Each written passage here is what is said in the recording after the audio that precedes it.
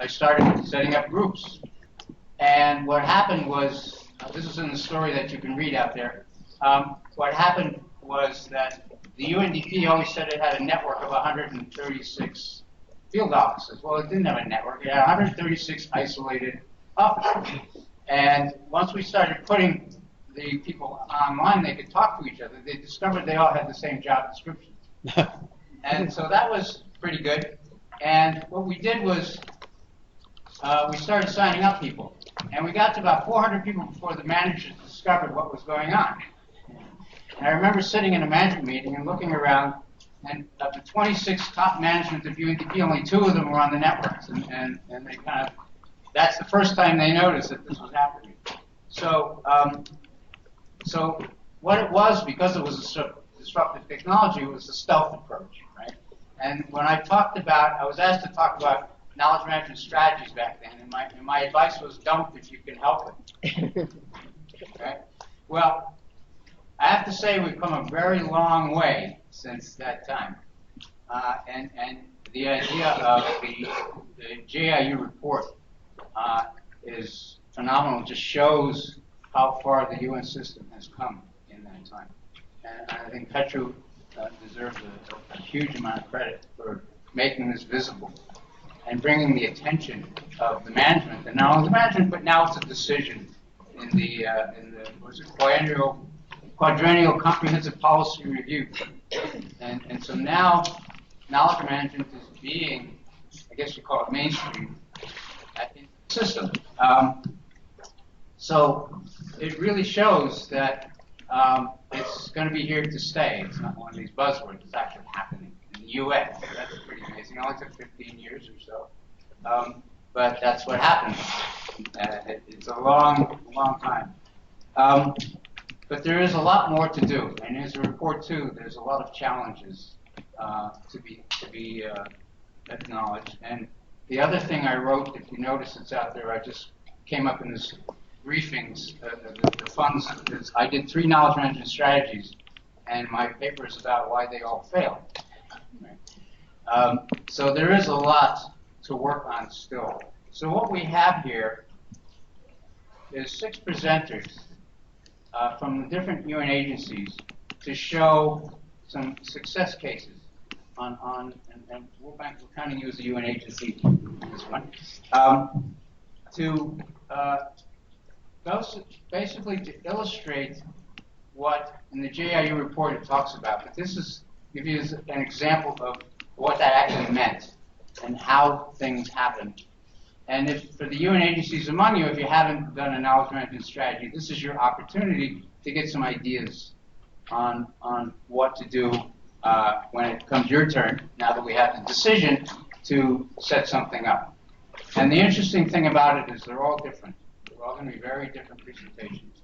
And a lot of it is about how these strategies got developed. So I'll introduce everybody, and let's start. And we're not going to go in any particular order.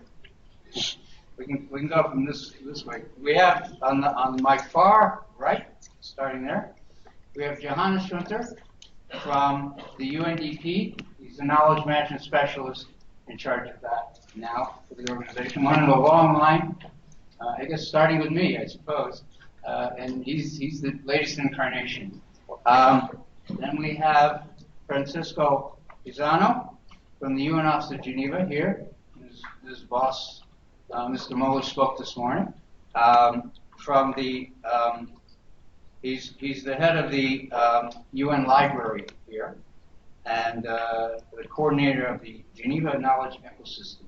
We'll hear about that. Then we have Nikolai Rogovsky, who's the head of the Knowledge Management Coordination Team, which his boss spoke about this morning, from ILO. And then we have Maria Gonzalez-Assis, the head of the Global Delivery Institute of the World Bank, who's going to speak about that, the initiative there.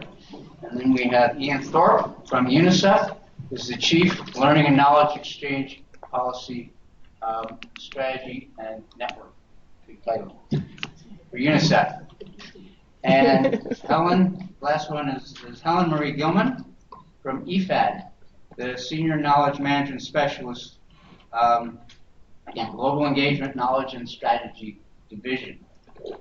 So I've asked them each to spend 5 minutes, thereabouts, first of all, explaining the features of their different topics related to knowledge management, and then what made it a good practice we're talking about. And finally, what are some of the challenges that they overcame or still have to overcome? And I thought that would be the best way to start. And the format will be each of the speakers will speak for just 5 minutes. They'll present, because we want to maximize the time that we have for the interaction.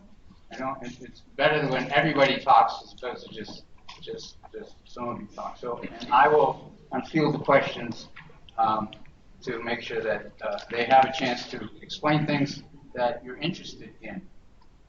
So that's pretty much what I have to say, and I think we can get started right away. We decided to change the order from what's in here. We'll start with the, please also greet and welcome online participants. Thank you. Thank you, online participants. We're here and we're listening, and you'll have a chance for questions as well.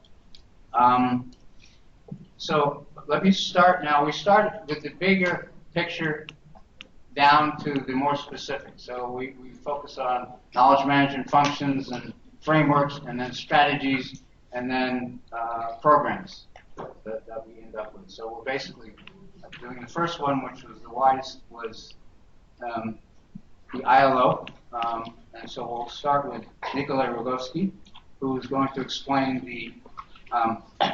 the evolution of the knowledge management function in ILO. And I just had a chance to talk to Linda Stoddard, who was, when I was talking about knowledge management back then, it was one of my speeches about the strategy. She was an ILO, and it was the kind of the eye-opener.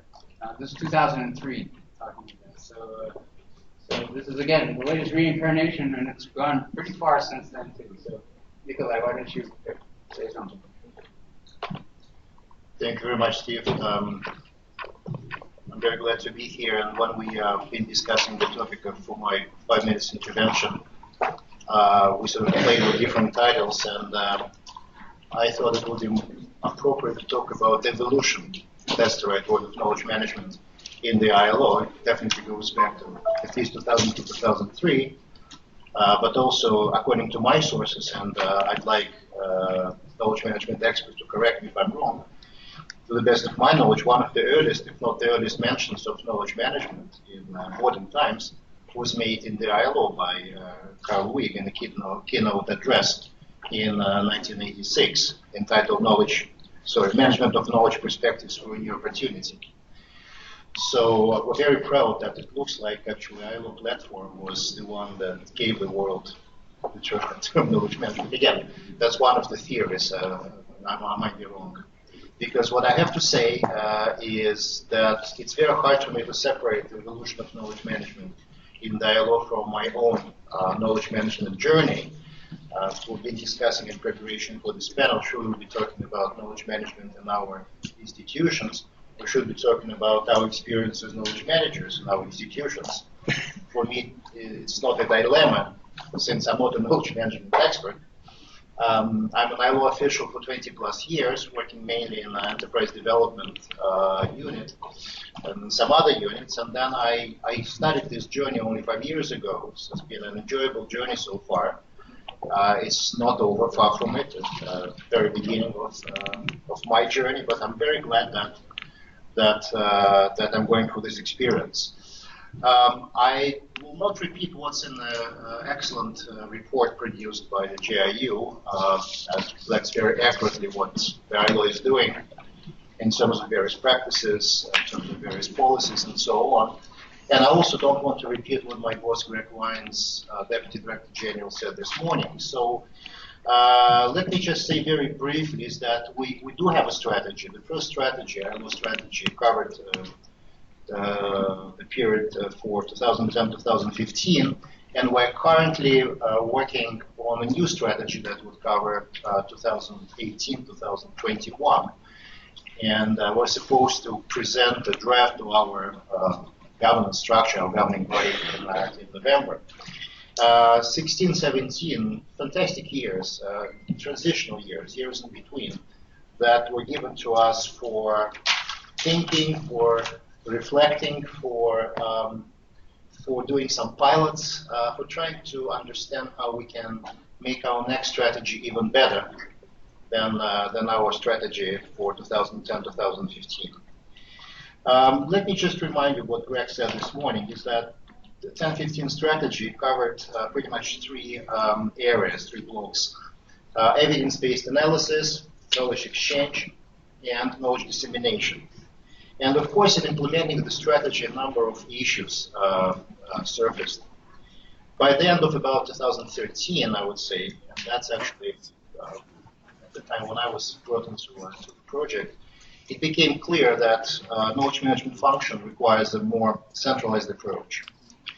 So as a step in the evolution of knowledge management in the law in March 2014, so 3 years ago, a small knowledge management team was established to lead the office work on knowledge management, and I happen to be the head of this team.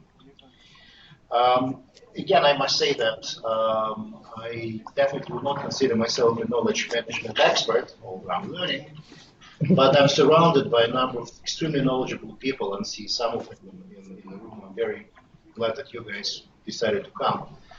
Some of them work in our unit, some of them work in other parts of the organization, some of them have knowledge management manager or knowledge management specialist in their titles. Some of them are just good friends and enthusiasts who work with us on a formal basis. But they're all a part of our large team. So our team is rather small, but if you look at people who are engaged in knowledge management one way or another in the ILO, we're talking about 60-30. I'm very glad that you're part of our team. Now, I know that I have used already 3 or 5 minutes, so I'll be very brief. I don't want to talk about standard traditional things that we're doing in our unit. I will not talk about capacity building, platforms, and other things. You can read about that in the report. 2 distinctive things that I'd like to mention here. One is in the title, saw the word coordination. So that's the key word.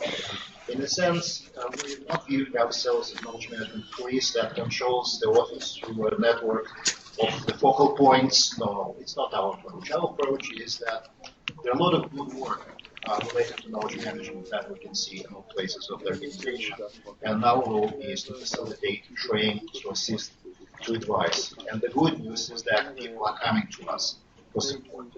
Second, we're trying to be innovative. We're trying to introduce some interesting techniques from related fields like cognitive science, complexity theory, foresight, futures, and we already see a couple of examples how these techniques are being used in training or even in planning process in various offices. Key challenges. 3 challenges I'd like to mention here. One is I would define this inertia, and as a result, lack of consistency. You know, what we often see in the office is sort of path dependence, inertia. As a result, different priorities across different units, programs, and projects. In practice, contrary to some strategic management assumptions, it means that the priorities are traditionally defined by the units themselves. 1 minute. So what we're trying to do, again, it's very hard to eliminate that, but at least we're trying to recognize that and try to understand how these different priorities can be put together and how we can ensure more consistency, discipline, and coherence. Second, it's lack of perceived necessity for knowledge sharing. Sometimes people don't know what other colleagues are doing even within the same unit, and at the same time, they're still doing well. I mean, they're effective but not necessarily efficient. So it's kind of hard sometimes to explain to them that there's a better way to do things. There is a more that you can share, that there is a more you can learn by using a number of tools, platforms, and so on. So in this situation, it's very hard to encourage people. What we need is a shift in mindsets, of course, and skill sets as well. And finally, I would emphasize lack of innovative ways of working together. You know, when we ask people, I work in a collaborative way, they say, yes, and then you start talking to them and you realize, but what is meant is that they informally share information once with each other, and then they have some kind of occasional discussions on the platforms. When we try to explain to them that it's not really what we will define as working collaboratively, we're also talking about working jointly on the product or the project, contributing resources, sharing ownership and responsibility. Sometimes these messages are not traveling well. But here, actually, what we do, and for me, actually, it's not a contradiction of the strategic approach and the incremental approach. Here, we're actually using an incremental approach. We're trying to show with a number of tools on some specific small projects or products how these innovative ways can be implemented. And last but not least, I'd like to say thank you to those people who helped put together this conference. To the GIU, we're glad to report that we already made some progress with regards to a number of recommendations, strategy, number of tools and toolkits. Knowledge sharing is already one of the competencies reflected in our performance appraisal system. But of course, we are in the very beginning of the journey, and the journey is to continue.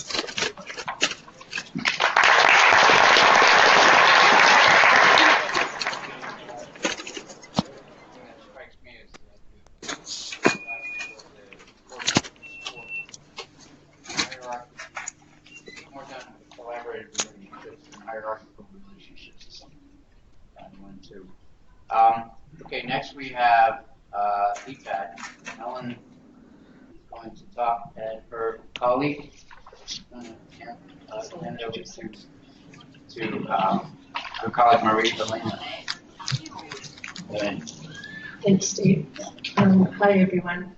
I will be mainly speaking, but I will hand over to my colleague briefly, Maria Helena Manjafico from our Program Management Department, so that she can talk specifically about knowledge management in our operations. I work at the corporate level. Yeah, we're very pleased and honoured that the report, the UNJIU report, recognised the knowledge management, especially our knowledge management framework, which is basically what I'm going to talk about today, why it was good practice, what happened a little bit, and what are some of the remaining challenges. It really was quite a good strategy, and even though EFAD is a very different organisation today,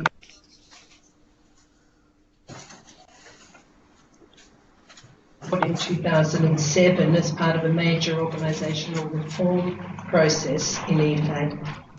It was then implemented from 2008 to 2010. What was good about it, in terms of good practice, it was developed based on a needs assessment. It included an inventory of knowledge assets in the organisation that people could recognise, because it really built on what we were already doing and what we already had. But also it was very closely aligned with the emerging development effectiveness agenda. It recognised that we needed to improve our learning from development practice, from our own projects and the practice of others, in order to deliver better results and impact. I probably should talk faster, shouldn't I? Yeah. So therefore it was linked to EFAD's overall objectives, and there was an explicit connection with our projects and programs, both very key. Really importantly, it was broad, flexible and practical enough to provide the space for people in EFAD and our projects, the projects we finance, to experiment and learn about KM. In effect, that led to a 1,000 flowers bloom approach, which meant that there was a lot of diversity in what we were doing across the organisation, which really wasn't necessarily a bad thing. The flexibility meant that people didn't feel pressured.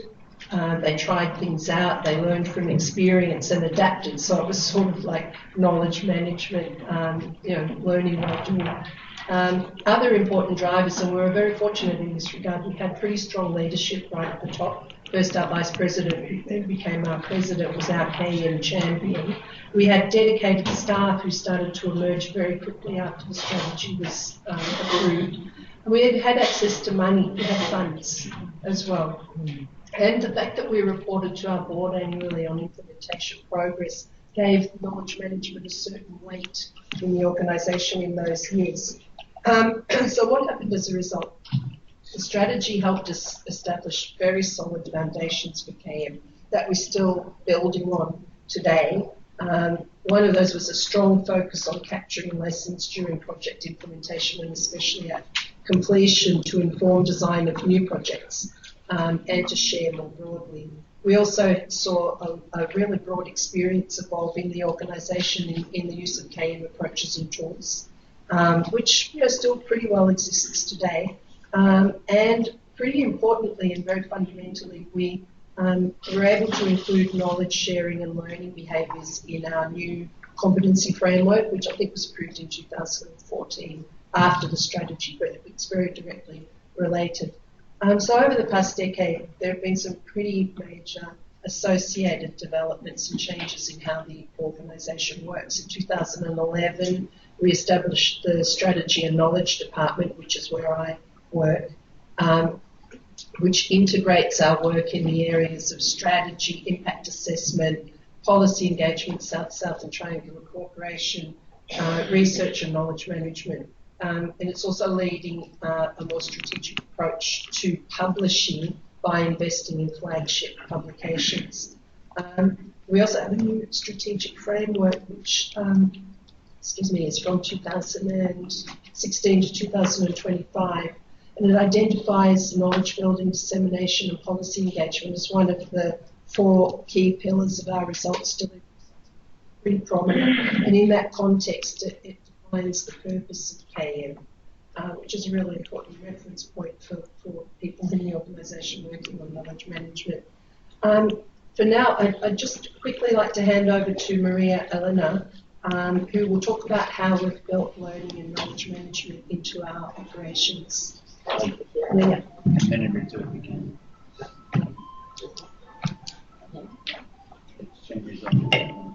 Hello, everyone. Thank you, Helen, for coming over.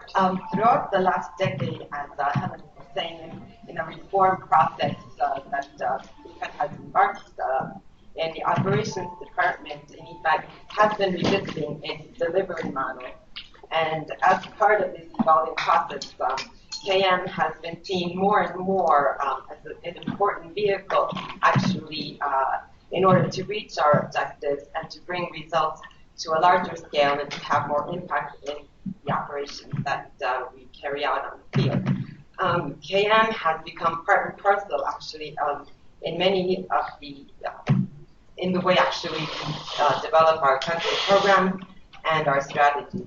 For example, in our learning-oriented project design process, the way a project is designed, the country program manager actually forms a team interdisciplinary experts in various technical fields that contribute their expertise throughout the project cycle from the beginning up to the end of the project.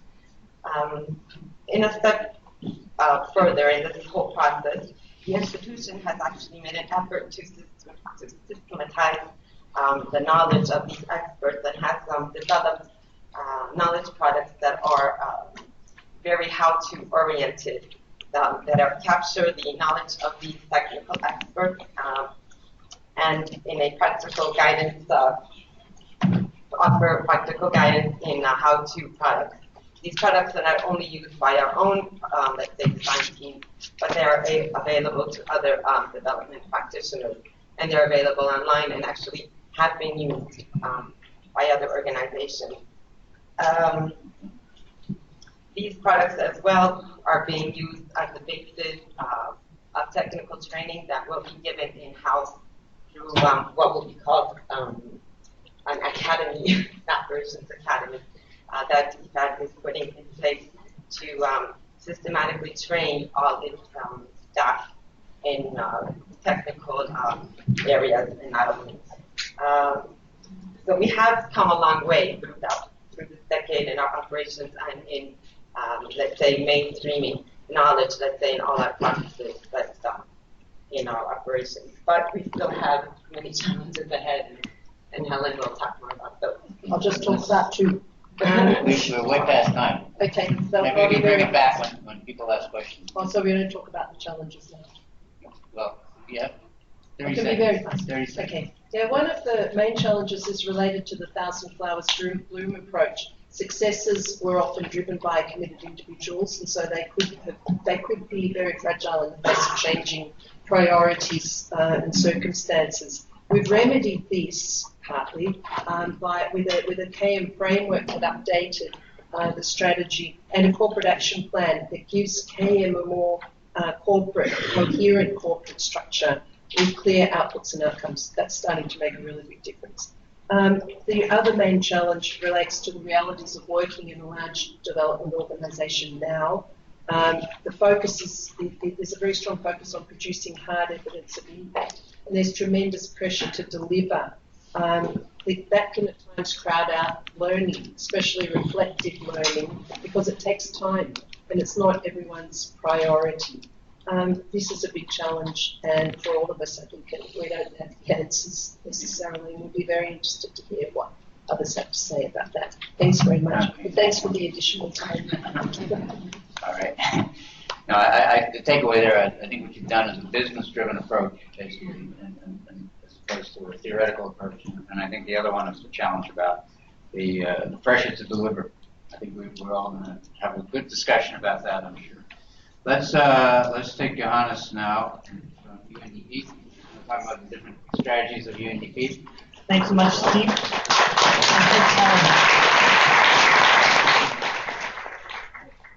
Thanks so much, Steve. Hello, everyone.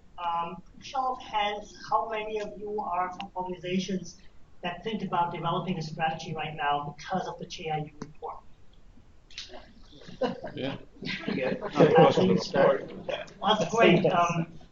As Steve mentioned, UNDP has been doing KM since '98. We started it, and we went through 3 strategies since then. And I just want to share a few lessons what we've learned along the way in implementing them.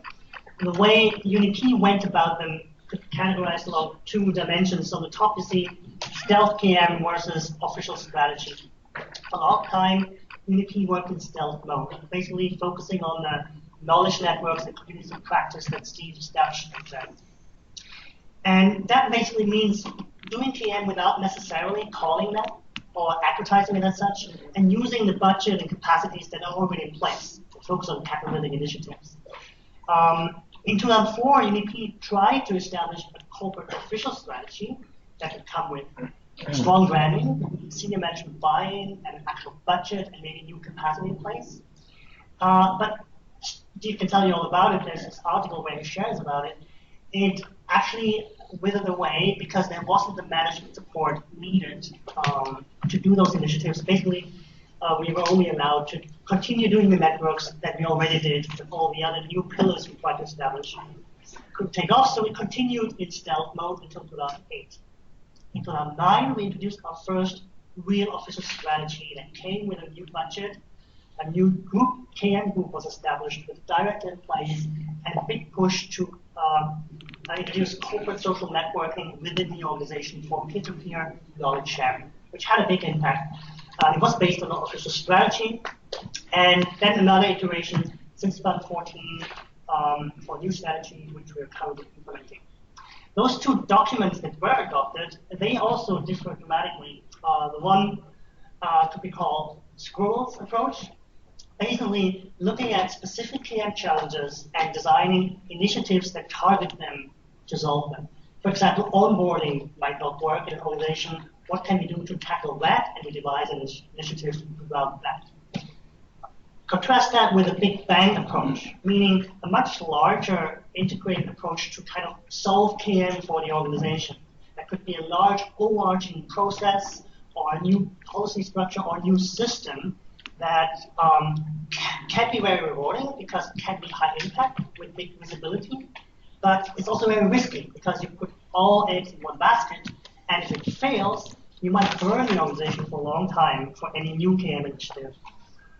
So that is an approach that can be pursued in 2009, and it came with actual big impact, but it also came with big controversy because it was such a big push, with big budget and a large discussion. It was a very risky approach, which is why today we're back to a scroll approach that focuses on several different things that could be improved, looking at learning before, during, and after, knowledge sharing with the public, KM measurement, lessons learned, and knowledge networking, what we're currently implementing now. A few lessons what we learned along that way of implementing those three approaches. The one is, there is actually a good reason why we want to have a KM strategy. There are real benefits. It elevates KM as a strategic issue within the organization, giving it visibility, and that's incredibly helpful when talking to management and pursuing the corporate agenda towards KM. It's really helpful. It also gives guidance and helps in decision making. As KM officers, there's so much coming across our desk that has knowledge written over it, because literally everything we do has to do with knowledge. But not everything is what you want to do in KM. So a strategy helps you decide, does this align with what we want to achieve? If not, we might have a real case to push that aside. It helps us focus. It also gives us legitimacy. It clarifies the roles, who does what on KM in the organization. If that is not clarified, it can cause territorial disputes and infighting. It's strengthening the role of the KM actors who needs to talk to other business units in the house, to IT or to HR to get some of the things done. If there's a strategy in place, it really helps talking to other business units because it can refer to the overarching mandate. And finally, if we don't have a KM plan, it's hard to measure success. If we have a strategy, it usually comes with a results framework. And ideally, we can link that to corporate results, which we should. If your organization has a corporate results framework that has a KM-related item, it's really helpful to have a KM strategy that fleshes out how we'll get there and how we contribute to that corporate outcome. And last slide, there are also a number of reasons why we might not want to have a KM strategy. Let's consider.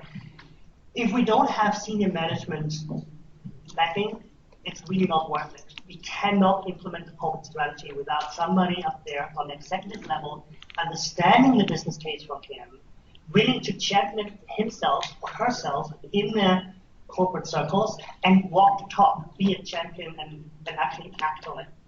Otherwise, we'll write a document that lands in some shelf and nobody's acting on it. Second, a strategy usually comes with a budget. It doesn't make sense to propose a strategy without attaching numbers to it. And if we do so, we might not get it. That's what happened to UNDP in 2004.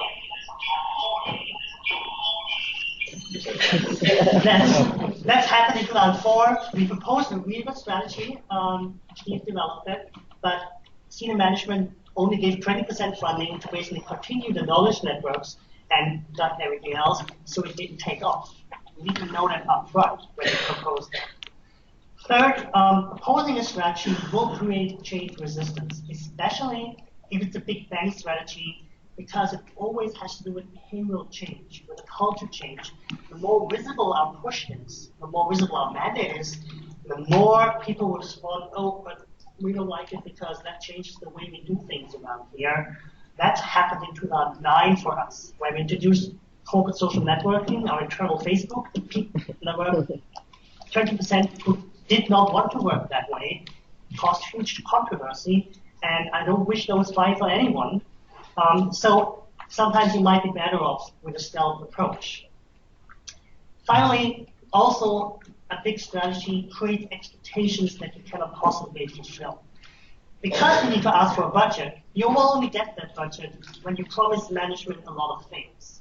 And eventually, you promise more than you can actually keep. That's also what happened to us in order to get our first strategy approved and to get the budget for it. Eventually, management was promised we will do this, we will do that, and there was no way we could fulfill all those promises. So in retrospect, we achieved maybe 70% of it. We had a real impact. We created a culture change with knowledge networking, peer knowledge sharing, corporate blog, staff blogging, working out loud. But compared to what was promised, senior management was not happy enough, which causes hassles along the way when you propose the next strategy. But that's something to keep in mind. Sometimes the stealth approach is much easier to pursue. and you can still have impact. So for those who are thinking about developing one, I'd love to talk to you, listen to you, and hear what you guys are planning. Happy to share the mistakes that we've made, what we've learned along the way. So please don't hesitate to come and talk in the hallways. Talk to me too. Yeah, the Big Bang. Big Bang blew up.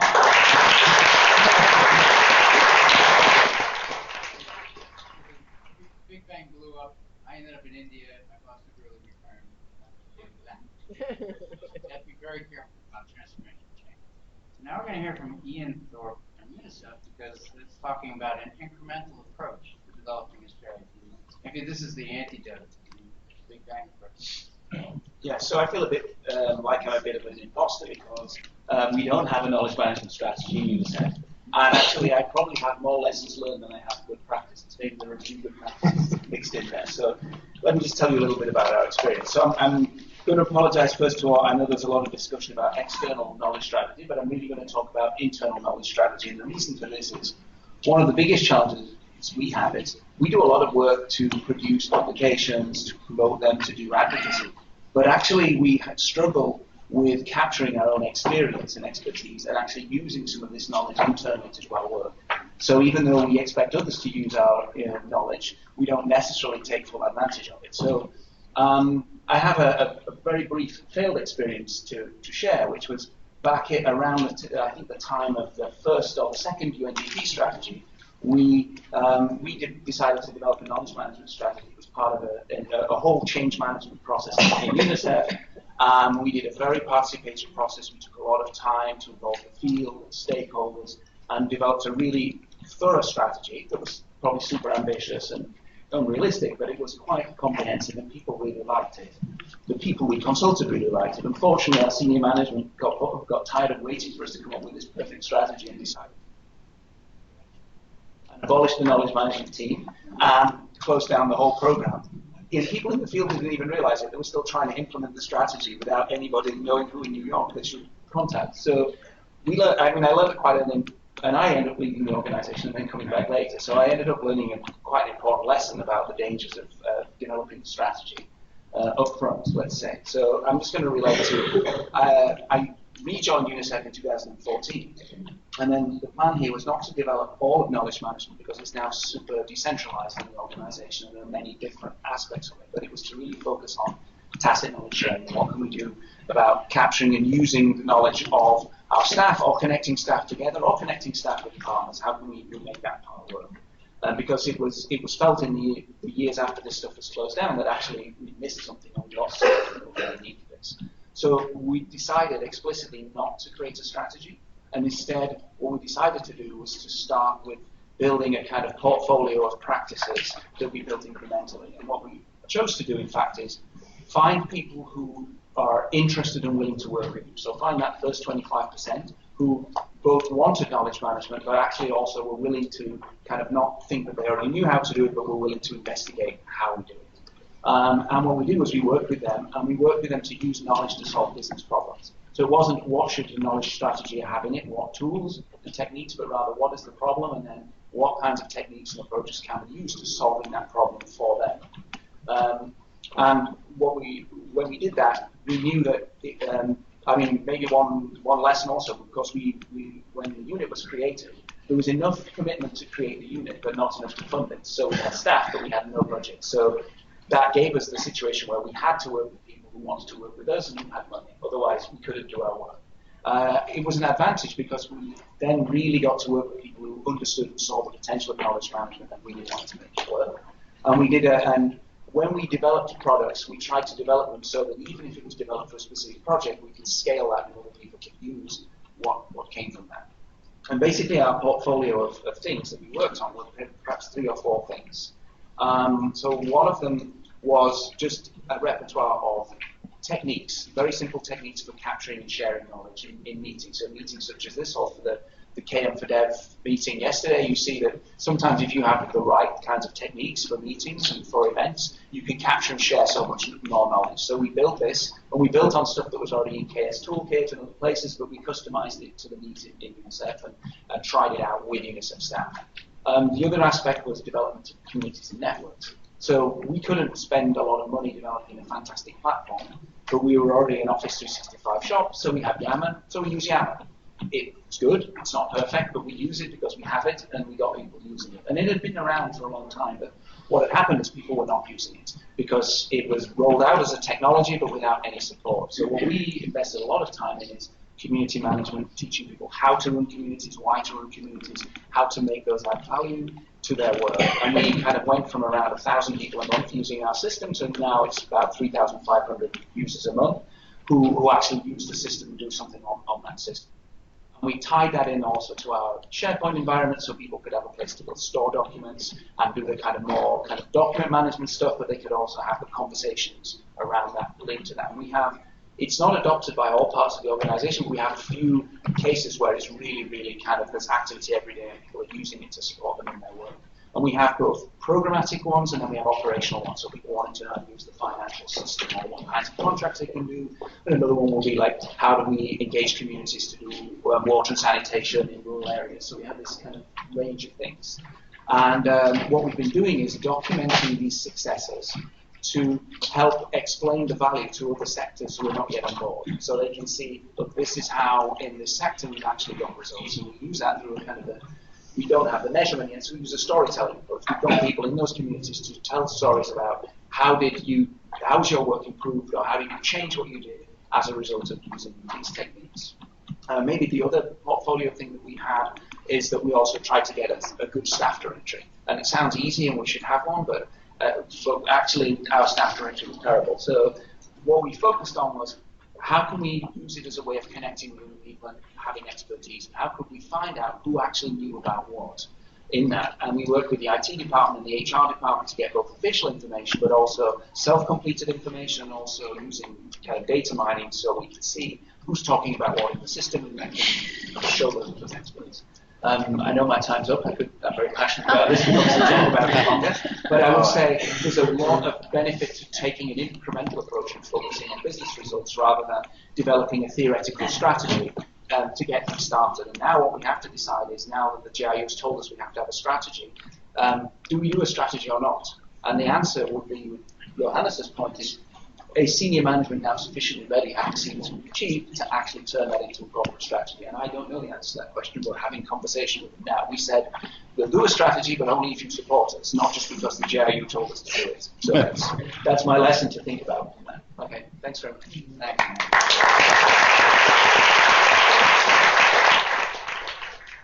Takeaway there is how you were actually strategic and opportunistic in that plan, jumping on the opportunity to get the buy-in. That kind of goes.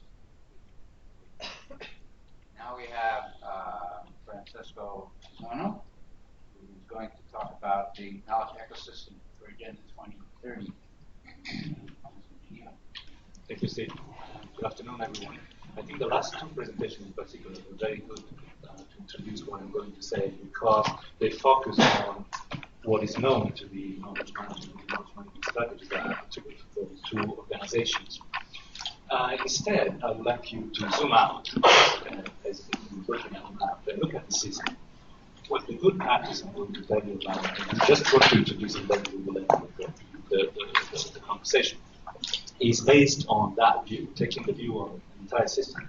What you see behind me is what I used in the first meeting on the ecosystem when I introduced the idea to Geneva-based partners, because we have to start from somewhere. I don't know how many dots you can see. Can anybody know how many dots are in there? Come on, shoot now. 12. 12. Good. You know how many people can see 12? 1 in 100. 100 people can see the 12 dots, because what you do is typically also what the system that you're living, the human system does. You focus on one node and you see one node at a time. And our system, and all the knowledge that it harbors, was created one node at a time. And so that what Unddp went through, all the others will eventually go through at different times and speeds. So when you take a look at systemic level, you start realizing that if you apply this in the context, it looks very much like an ecosystem. An ecosystem has certain advantages and disadvantages. It cannot be led, it cannot be coordinated, which is still, is one of the favorite words in the plan. But it develops, and accept species or kill species depending on a logic that is embedded in the system itself. One very early example of this applied to knowledge management is actually coming from the space industry, data space industry. It's known as GEOS. It's Earth Observation System of Systems. In the year 2001, confronted with the incredible population of data growing in complete anarchy, a group of scientists decided that the solution was not one system, but was a system of systems. So basically, that was the beginning of knowledge ecology applied to concrete, tangible amounts of data. Because the other risk, of course, is the intelligence theory. Now, this is what the ecosystem looks if you take a scan of Geneva applied to the SDGs. I would like to remind all of us that we're talking about knowledge for development, knowledge for sustainable development, knowledge for Agenda 2030. These matters are take for this. So here, what it looks in practical ways, this is the density, relative density of knowledge in each of the key topics related to each of the 17 goals. Just Geneva, not the UN's only. So I think every time you talk about knowledge management at a systemic level in the system, you should really make a mental effort to say, parentheses, not only the UN. The UN, and something that is quite amazing to me as a director of a library, which is actually the biggest library in the UN system, is that for 70 years we have worked channeling to the center from member states, countries, regions, provinces, towns, villages, field, the big field, an incredible amount of information leading to knowledge. For 70 years, we have become, at the end, the only central place where any inhabitant of the periphery of this knowledge system can refer to and fish out information and knowledge to eventually produce wisdom to take the right decisions. Not a thing that the international community is specialized in, so it seems to be history. Now, what is the challenge there?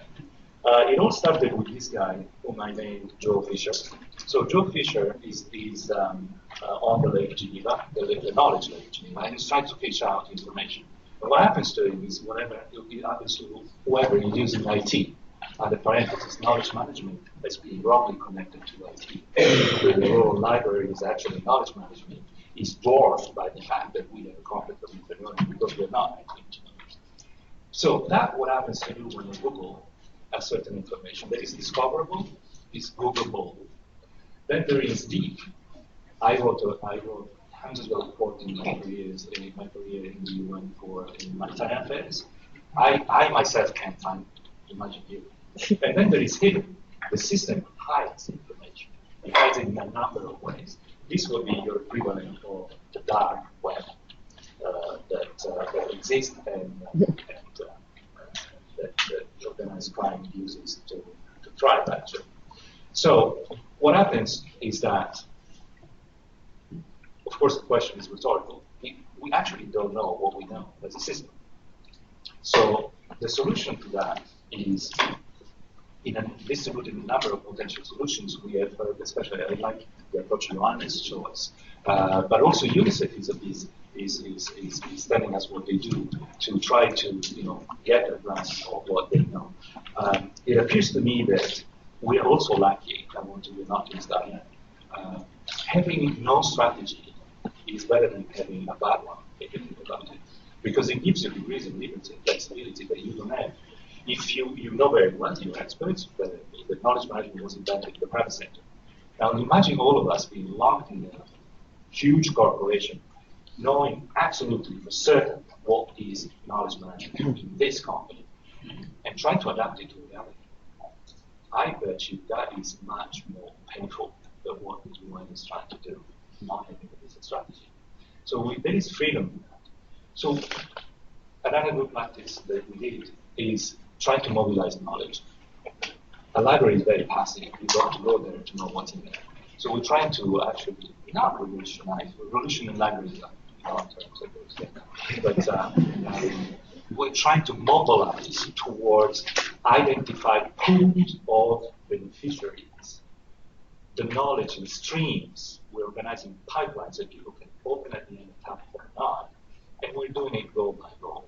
So we are rationalizing what we know in the system, facing a public, a general public, for which we try to perceive the composition.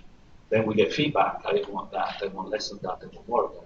And we refocus on the person until we have, like someone who glasses and but a clear vision of the customer. And then we hope that then they will get faced. This is what we do. And the rest will come in the discussion. Thank you. Great. Thank you.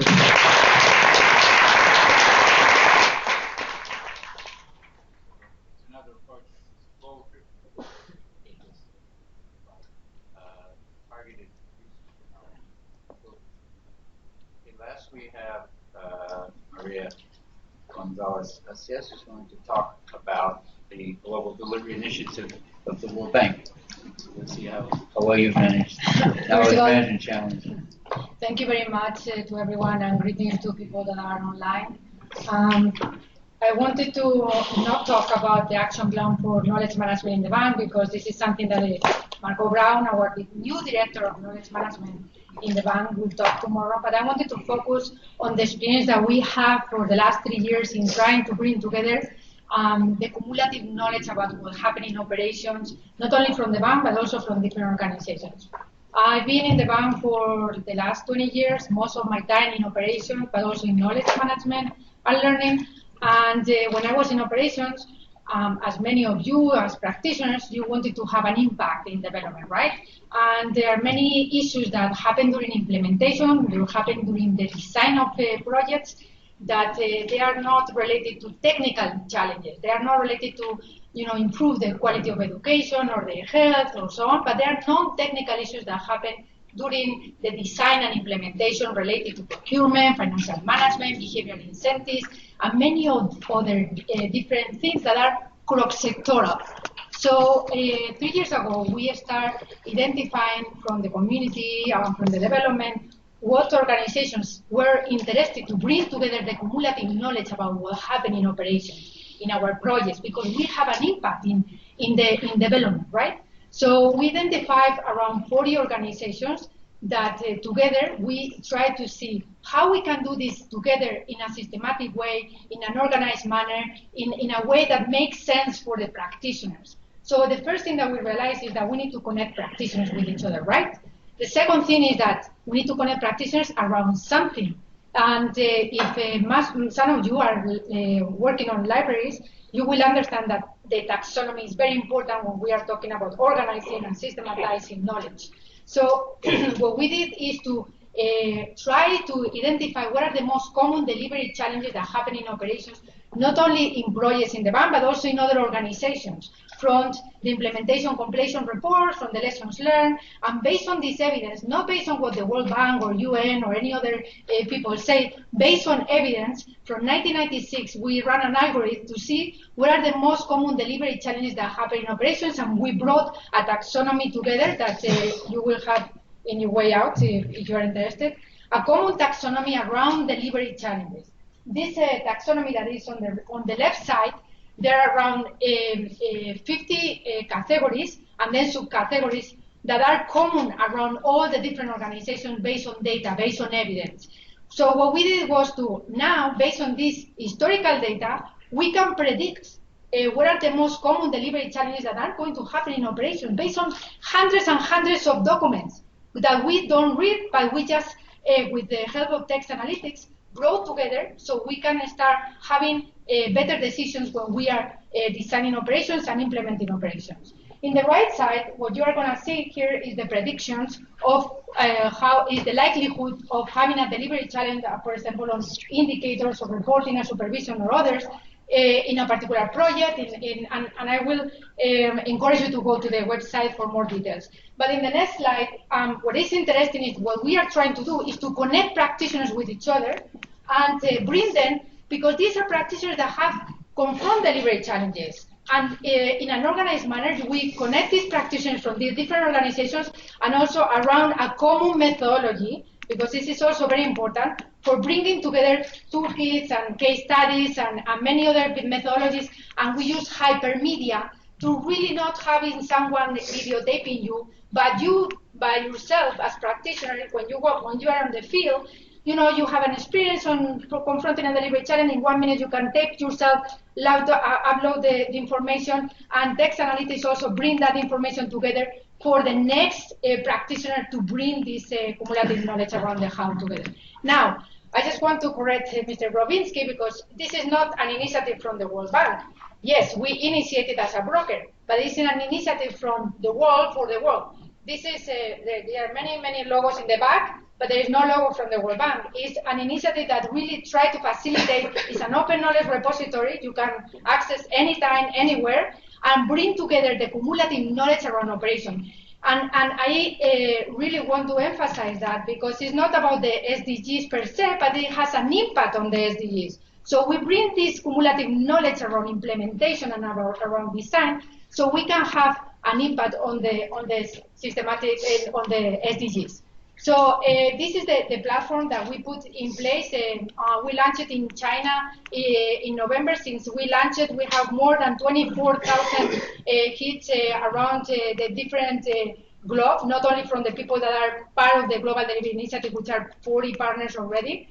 We, all of them are having in-kind collaboration, meaning that all of you can contribute with practitioners, with cases, with toolkits, and what we put is just the common methodologies together. So there is a common methodology for cases or stories to tell. Very, very practical, 2 pages, and something that is, you are not interested to read because you don't normally you are implementing a project that you don't have time to read, then you can connect with a practitioner. Then, or you can have many different tools and connecting with other partners. So all of this knowledge around the how is what our president, in fact, because this idea came from him, was called the science of delivery. Eventually, we are co-creating all together in partnership with other organizations the science of the delivery projects and better to have better impact on development. So I'm really pleased to be here. I really think that this initiative on the GIU is very novel, and I'm very happy that we are collaborating on this together. So this is just another tool that we can use for making our partners very concrete, and looking forward to work with all of you. Great, thanks.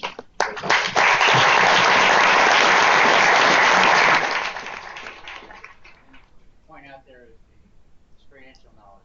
We always say you have there's usually in people's heads how they got something done. And that's usually what I find. Nobody really teaches that. That's something that you learn by talking to each other.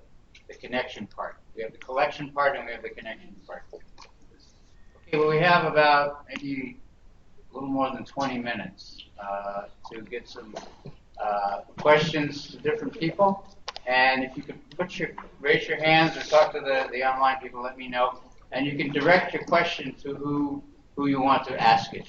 Okay, so we have first one there. 1, 2, and Online we have okay, online. Let's take 2 online. And so and let's 4 and 5. Okay, so go ahead. Yeah. Hello everybody, my name is Ariel Halper. I work for the Procasur Corporation. We are not from the UN system, just to make it short.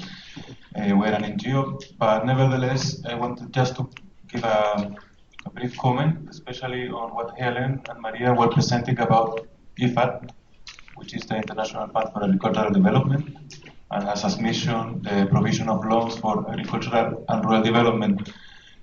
She explained quite well what happens at the corporate level and operations, but as Procasur, we work in partnership with IFAD a lot on the ground, and just wanted to give some spices of what is the difference, I would say, in this system from the others I heard.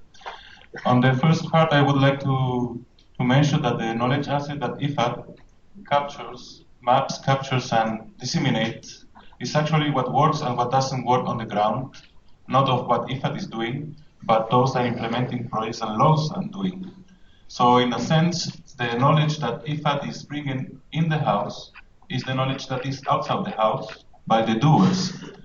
So I think that that was a question that always IFAD has in mind when they were preparing the strategy. How do we make services, how do we provide services to our partners in the government that are related to knowledge gained from other experiences in the practice? Okay, so in somehow it's not just on the operation and the design of the projects, but it's investing in the frontline knowledge for frontline players. One of the things that the governments are recognizing IFAD on the ground is that they provide solutions for practitioners. In a sense, I would say that also from my experience in the ground, knowledge management is seen by IFAD as a tool for collaborative modeling. Yes. The result of any knowledge management activity at that corporate level should be a better project design and a better project implementation. So knowledge management is not just something that goes to a central level and it's kept there, but actually must be seen as a change on the ground in the next operation, in the next loan provided to a government. So how do the IFAD does it on the ground? I would say that one is very important, that is the frame of South-South cooperation.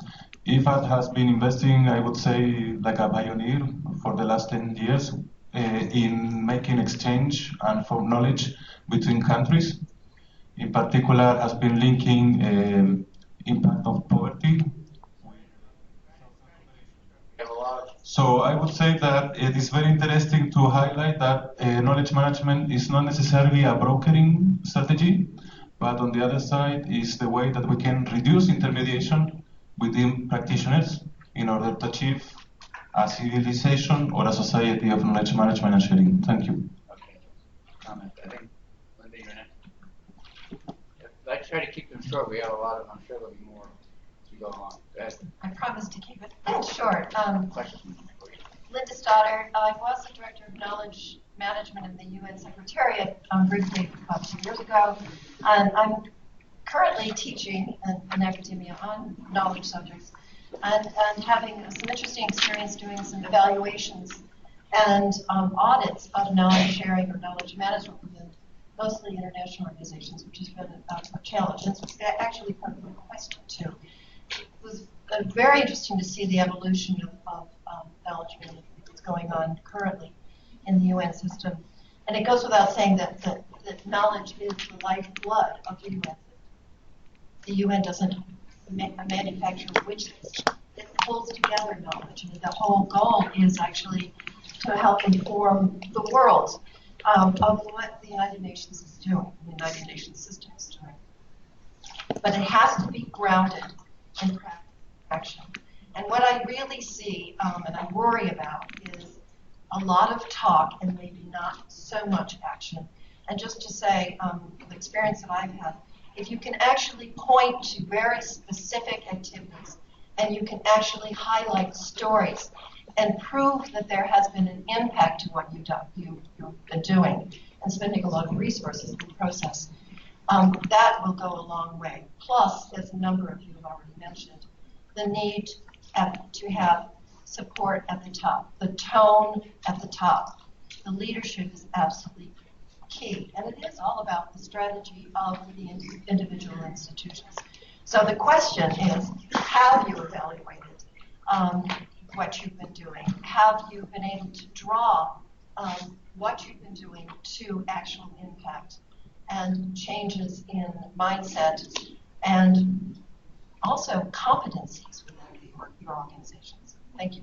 Yeah, that'll be for everybody, I think, at the end. Yeah. We'll go around and answer that question. To the online questions. Yeah. Yeah. Yeah. We'll do these and then we'll have a round of responses and then we'll go again. Hi, so we had a lot of questions. I'm going to narrow it down to 2. So the first question is from Saji, who is joining us from UNICEF in Amman, and he asks, how do you manage accountability? How do you make sure initiatives are implemented? Question. Okay. Is that for everybody or? He specifically mentions Johannes, but I think probably to respond.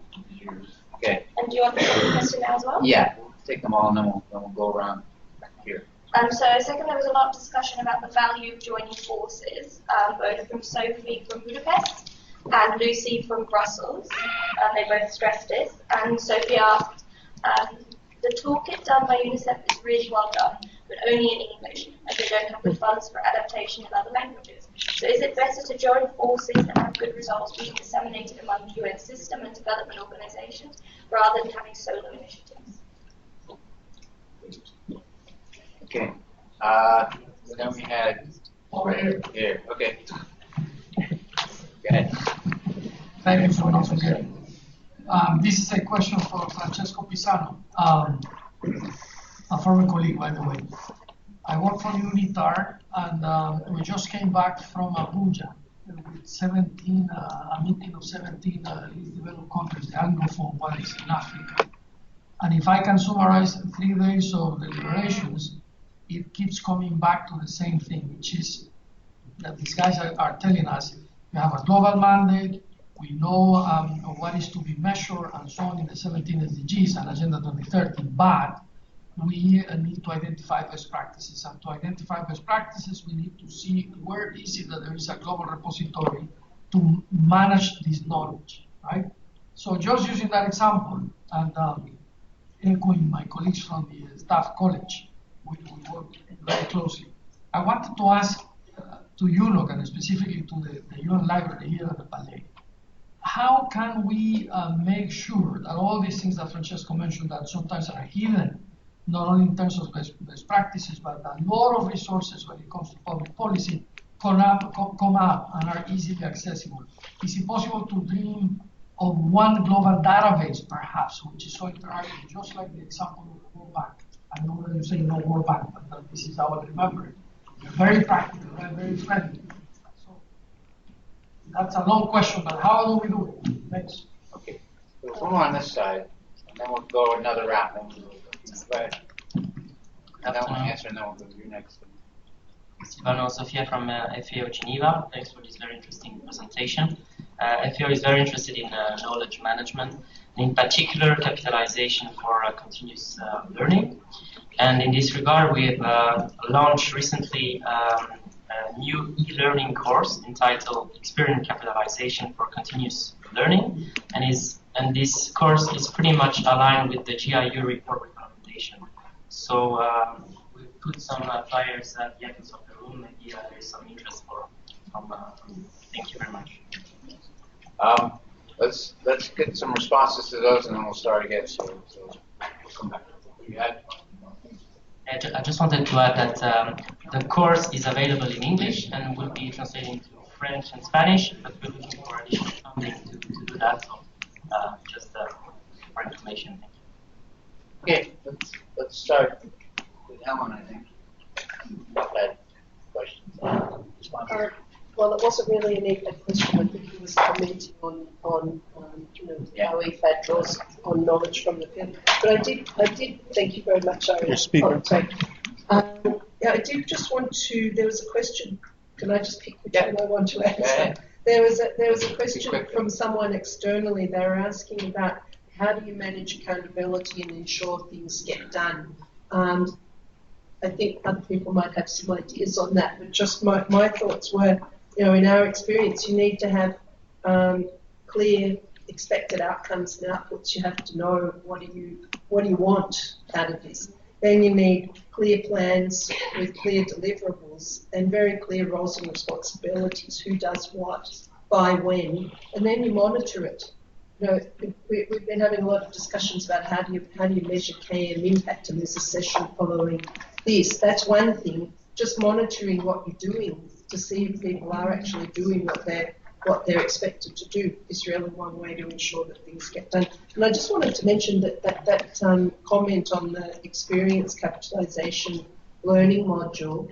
EFAD has given a grant to the CTA, the Technical Assistance Agency for the Cotonou Agreement for the ACP countries, African, Caribbean and Pacific countries.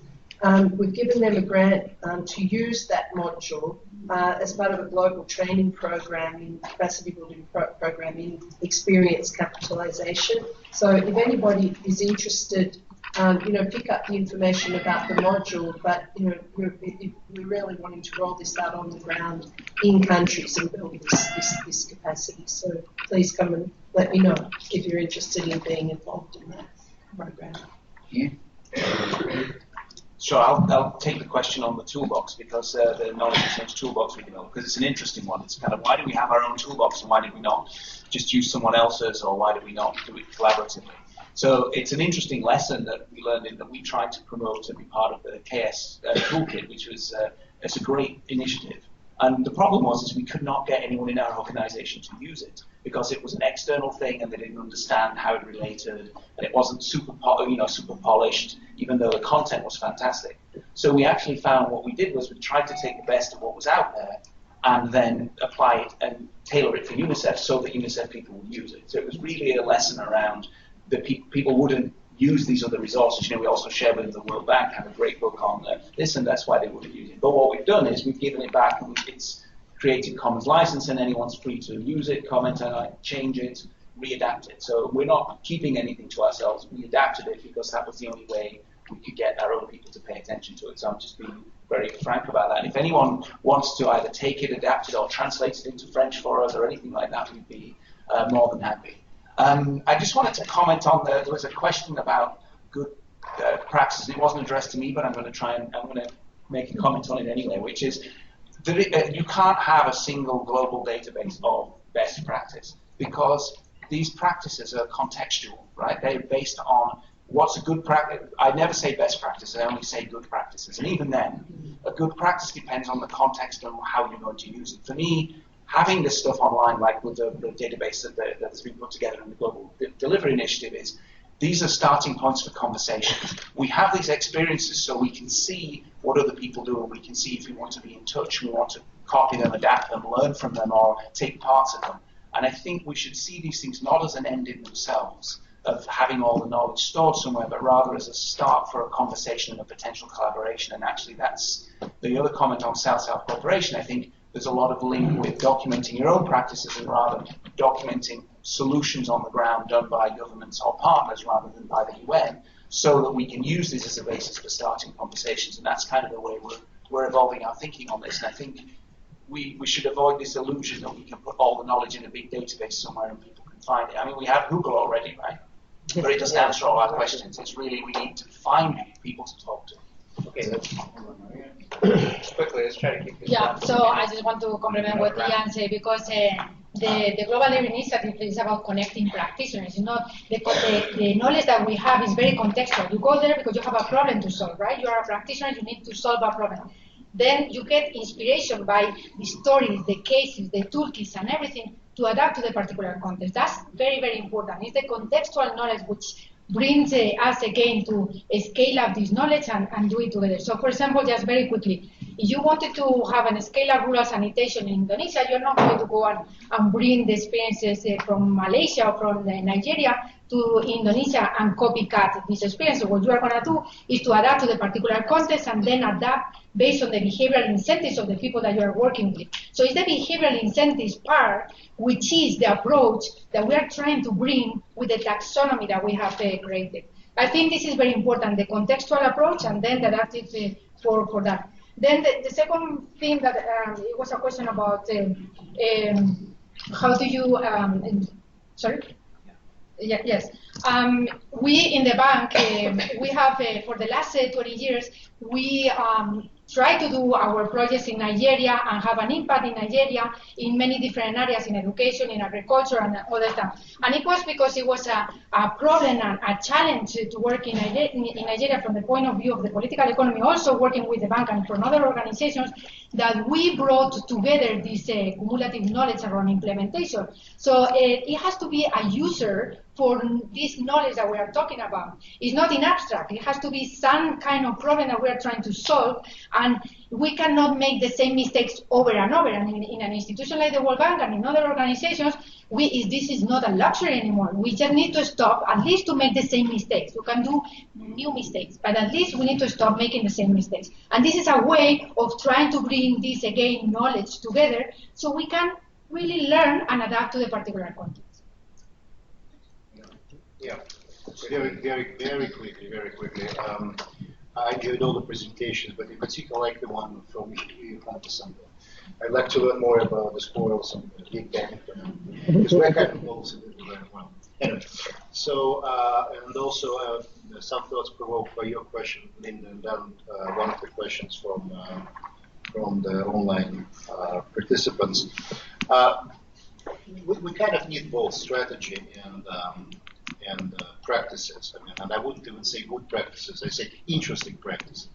Something that might attract attention, might work, might not work, but something that we can show how it can work, and then people can take it from there. For me, it all depends what kind of strategy you're talking about. When I say strategy, I have to apologize. I use a very specific ILO definition. For us, it's a paper, strategic paper, with measurable outputs, with budget and so on, and we have to report once in 2 years and even sometimes annually on the implementation. So it's not just a vision document. It's a very specific organizational document that we have to have in order to make sure that we have support, not only emotional, moral support, but also budgetary and management support from senior management. And it's also important for us to have a strategy because we need to understand how knowledge strategy is related to other strategies, such as HR strategy, IT strategy, communication strategy, some policy strategy, and so on. So we don't work in an abstract world, right? I mean, we're part of the organization, part of the office, and there are certain criteria that that apply to this document, as I said, and we should really make sure that it's a practical document. At the same time, I like squirrels, and I have plenty at my house. It's important to show how things can work. And actually, in our team, we spend more time working with the field offices than with the headquarters, showing with a country team, with decent work team, sub-regional team, regional office, how things can work. And needless to say, we try to communicate in the languages. Thank you. Yeah. So the question. Thank you, Alex, who's also a former colleague. And I understand this question because as a trainer, I was confronted with that question. In a way, we do not have a global database now, but that repository exists because at any given time, the sum of knowledge available to humankind is there. It's on demand, right? We don't have knowledge-based systems outside the planet. So the trick is not quantitative. The trick is actually dynamic. It's how that knowledge is capable and capable of circulating through the right pipes to reach the right people. So, Alex, one day the machines will do it for people. Waiting for that time. Yeah, because humans is a constant process of handing over knowledge to system of machines. This is what we do, I think, right? So at one point, this will yield results. Now, waiting for that, the global database of good practices, interesting practices would be very long. In the Army, they use the opposite trick. They have a global database of total failures because these are actually less and very dangerous. So one of the things that Agenda 2030 could actually be leveraged for is failure practices, things that we never stopped doing yesterday. I think this could lead to an interesting debate. There's historical time that we need now. So that is the question. Now, as library science goes, the machines will do it, but in a long time now, and in a logical system of systems, I believe. Yes. Yes, just to respond to the accountability question. I'm actually not a big fan of mandatory processes people have to adhere to for PM, because when it comes to knowledge sharing, it's just not how we as humans work. We share because we want to, because we have an incentive. We actually have a mandatory 7-step process in Unity to develop knowledge products. And accountability is very low. So now we realize we have to change that, bring it down to the bare minimum requirements. Contrast that with what we did in our second camp strategy, where we gave staff an environment for peer-to-peer networking, where they can ask free questions like a Yammer environment. And suddenly people get visibility for the work that they're doing, and they can position themselves as somebody who knows something, and suddenly they realize, about these people, learning is happening, people come to them with questions, they're being recognized as somebody who knows something, and innovation is happening. And then it comes down to the question, what kind of person do you want to be? Do you want to, yes, adhere to processes, work in your cubicle, or do you want to be known for having impact? And that helps in your career and moves you forward professionally. That's the actual incentive for people to engage in KM initiatives. So I'd rather invest into those mechanisms that tie into what people are already supposed to do as part of their work, because that's what they're actually accountable to, delivering work results. And KM is then more helping them, giving them the tools and environment to achieve that faster and even better, rather than holding them accountable to, you have to do that particular KM initiative. Thanks. We have 5 minutes, but if it's okay, can we go over by 5 minutes? I hope people don't mind. Let's do 3 Europe first, and then we have somebody here. Yeah, and then well, we have a lot, and we can't do everybody. So, just simply, I'm looking for a knowledge manager. Should I hire one before putting in place a knowledge management strategy, or should I put the strategy in place first? Good question. That's everybody, or okay. So we had somebody over here, I think. Raised their hand before. Was that you? Sorry. Yeah. Go ahead. And then Shelza, and then that's the one online. Yeah, I think just going back to the joint forces subject again. I'm Ahmad Behaki from the European Commission. We're also trying to develop knowledge management strategy as well. So just wondering whether you guys actually talk to each other about perhaps shared resources or shared knowledge or infrastructure or something like that, because it's the same situation, I think, in many large organizations that you guys build in your own things, which I understand in different contexts, but perhaps you can make savings here and there by joining the infrastructure or resources in terms of human and budget. Shelza, you bet again. And then we'll go one online, and then we'll go. Just a query to either Madam Helen or Mr. Johannes. Like being a strategic planning background, just a query which came to my mind. Like each country, region has a different kind of challenges and different kind of solutions and different kind of definition to knowledge management. That is what my understanding is so far. So, I mean, is there anything kind of a specific guidelines or the policies that we're talking about? Do we have a region specific? Do we have something which is country specific? Or maybe the impact can be assessed at a specific tenure, that how knowledge management has evolved in this particular region, or how it has impacted the society or community or maybe the country. Is there any mechanism for that? Just a query. One question. Yeah. Come to the mic. Please. Yeah, this is quite a specific one. She says, what kind of KM indicators does the UNDP use, and how did they get buy-in among different departments, from Sarah at IOM Geneva? Okay, let's take one round of responses and kind of wrap up. Answer the questions, and maybe if you have any concluding statements, I'm going to try to get done within 5 minutes. Okay, I'm interested in your question about should we have the KM, head of KM, or the strategy first. I don't think there's a definite answer to that question, but I think that what you do need is someone who is clearly capable of working within the organisation, quickly building an understanding of how the organisation works. This is if you hire them first. And conducting a really sort of pretty in-depth consultative process to understand what's the context, what are the needs, where are the gaps, what are you already doing in order to be able to build your strategy out from that, if that's what you want. If you were going to do your strategy first, I would say just go through the same process and bring in the right person to support its implementation. You need to consult. And you need to build on what you're already doing. You need to get buy-in at all levels in the organisation. There was one more thing I was going to say that it's quite important. Maybe you can remember what it is. No, I just think it's really fundamental that you build on what you're already doing. and consult.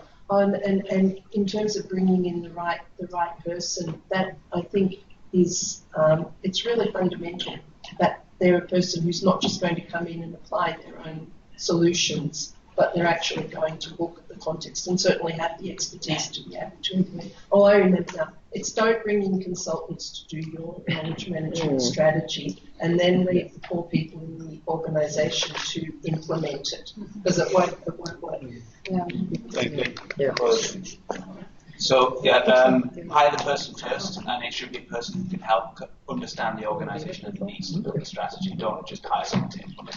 The other comment was on this accountability and your question, which is, so we don't have an answer to that because obviously we don't have a corporate strategy, but what we have done is we're now developing and testing guidance on how to do knowledge management plans as part of the projects. But it's not a rigorous set of, you must have these indicators. It's rather a set of questions to see if when people are planning knowledge management around a project or program, they've actually really thought about what is the problem they're trying to solve with knowledge, rather than they're trying to trot out a generic, we have to have knowledge sharing, we have to have knowledge capture. Instead of doing a generic strategy, make sure you ask the fundamental questions about how knowledge contributes to the program, and develop the guidance that helps project managers do that and then put knowledge into their projects. Thank you. Yes, a quick comment, because anything that we do, I think it should be embedded in operations, in our business processes, in our daily life. So in the knowledge management, I see many instances, at least in the World Bank, in the past tries, where if we are not linked, not only linked, but embedded in operations, we fail. So right now, for the first time, we have a unit, a whole unit, a global unit on knowledge management, that is embedded. This is there in operations, and Marco Brown, our director of knowledge management, will talk about that tomorrow. And for the first time, we have this unit that is essential and crucial, and it also have the support from the leadership. I think this is crucial also for success. So for now on, we have a big challenge on the action plan, but I think a great opportunity also to make impact in the quality of our operations and in development. Yeah, just very brief response to your question. Based on our experience, hire knowledge management experts first, but as Ian said, make sure that he or she will be working with someone who knows the organization. And second, make sure that he or she is a practitioner. Thanks. Yeah, as a concluding note, I think that, and Lina also said it, I think that in the end, practice may actually trump theory or strategy, because this is what is lacking in the end, is the practice, the good practice of doing knowledge management, doing it as you go. You can only do as you go, because we have seen how the JIU report, reality is very well reflected. We basically didn't want to know before we did, so now we learn to do it as we go. One of the things that is not so apparent that I discovered when I joined I joined an immense knowledge network that, as a forest, doesn't see itself as a forest. Everybody identifies themselves as a tree, library this, library that. But when if you send out a drone and take a photo, what you see is a forest. Is a network that doesn't realize it is one.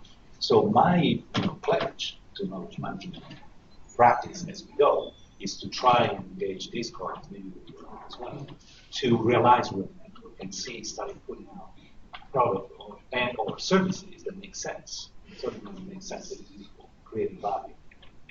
So that would be my very takeaway. Yes, I think there were two questions directed. Sorry.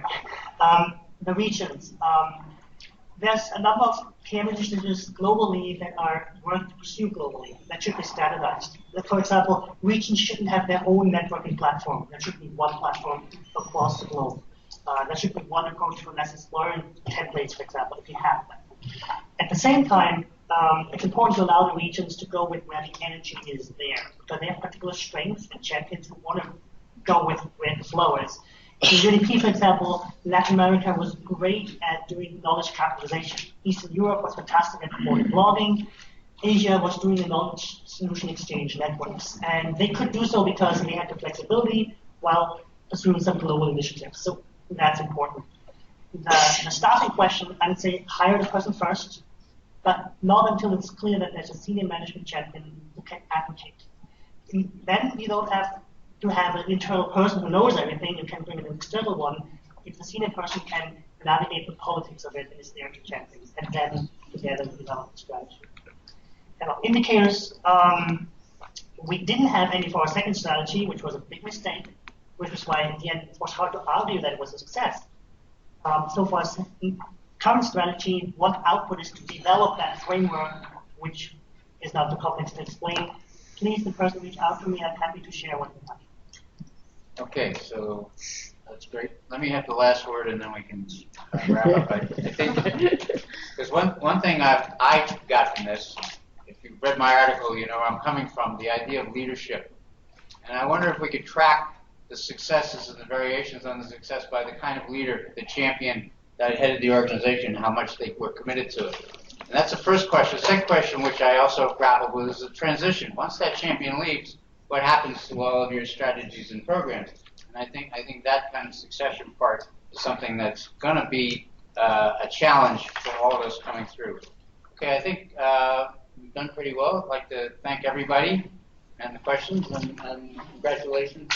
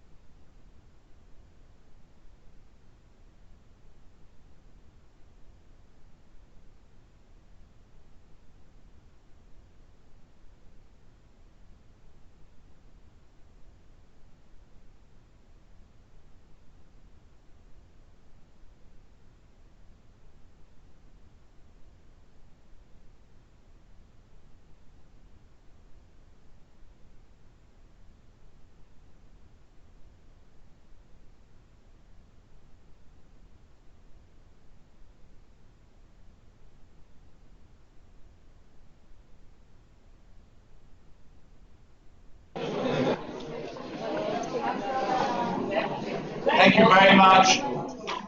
Thank you very much. Panelists, please, to join me here.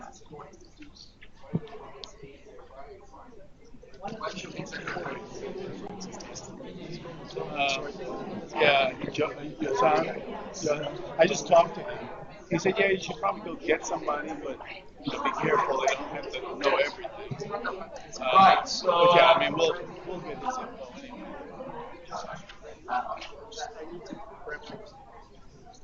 So we're now moving into the session on measuring the impact of knowledge management. Could we please have your attention? Thank you very much. So this session will run through till 5:30, as another session is planned at 5:30. No kidding. Really? And all the panelists are nearly here. We're just waiting for another minute or two and then get started. Please stay.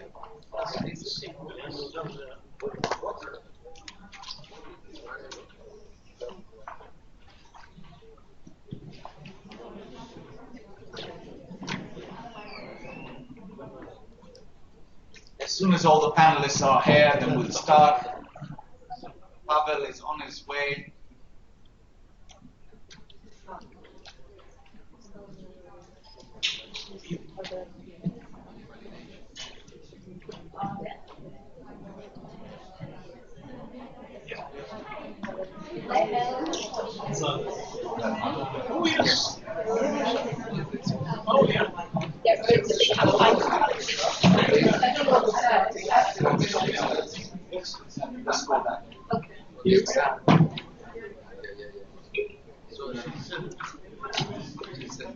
I know it's always a challenge late in the afternoon to concentrate, especially after a very animated session immediately after lunch.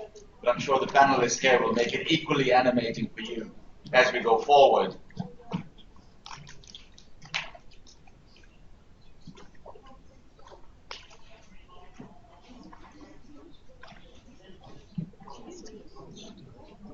I'll go find one.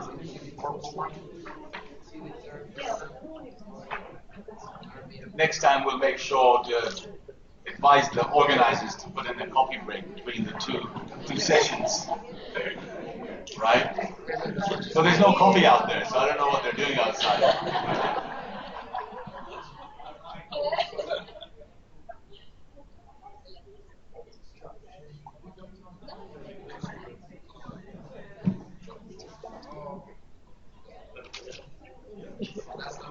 So what I'm going to do in my introduction while we wait for the fourth panelist so we gain time. My name is Ashwani Muthu. I'm Director of Global Engagement, Knowledge and Strategy Division in the United Nations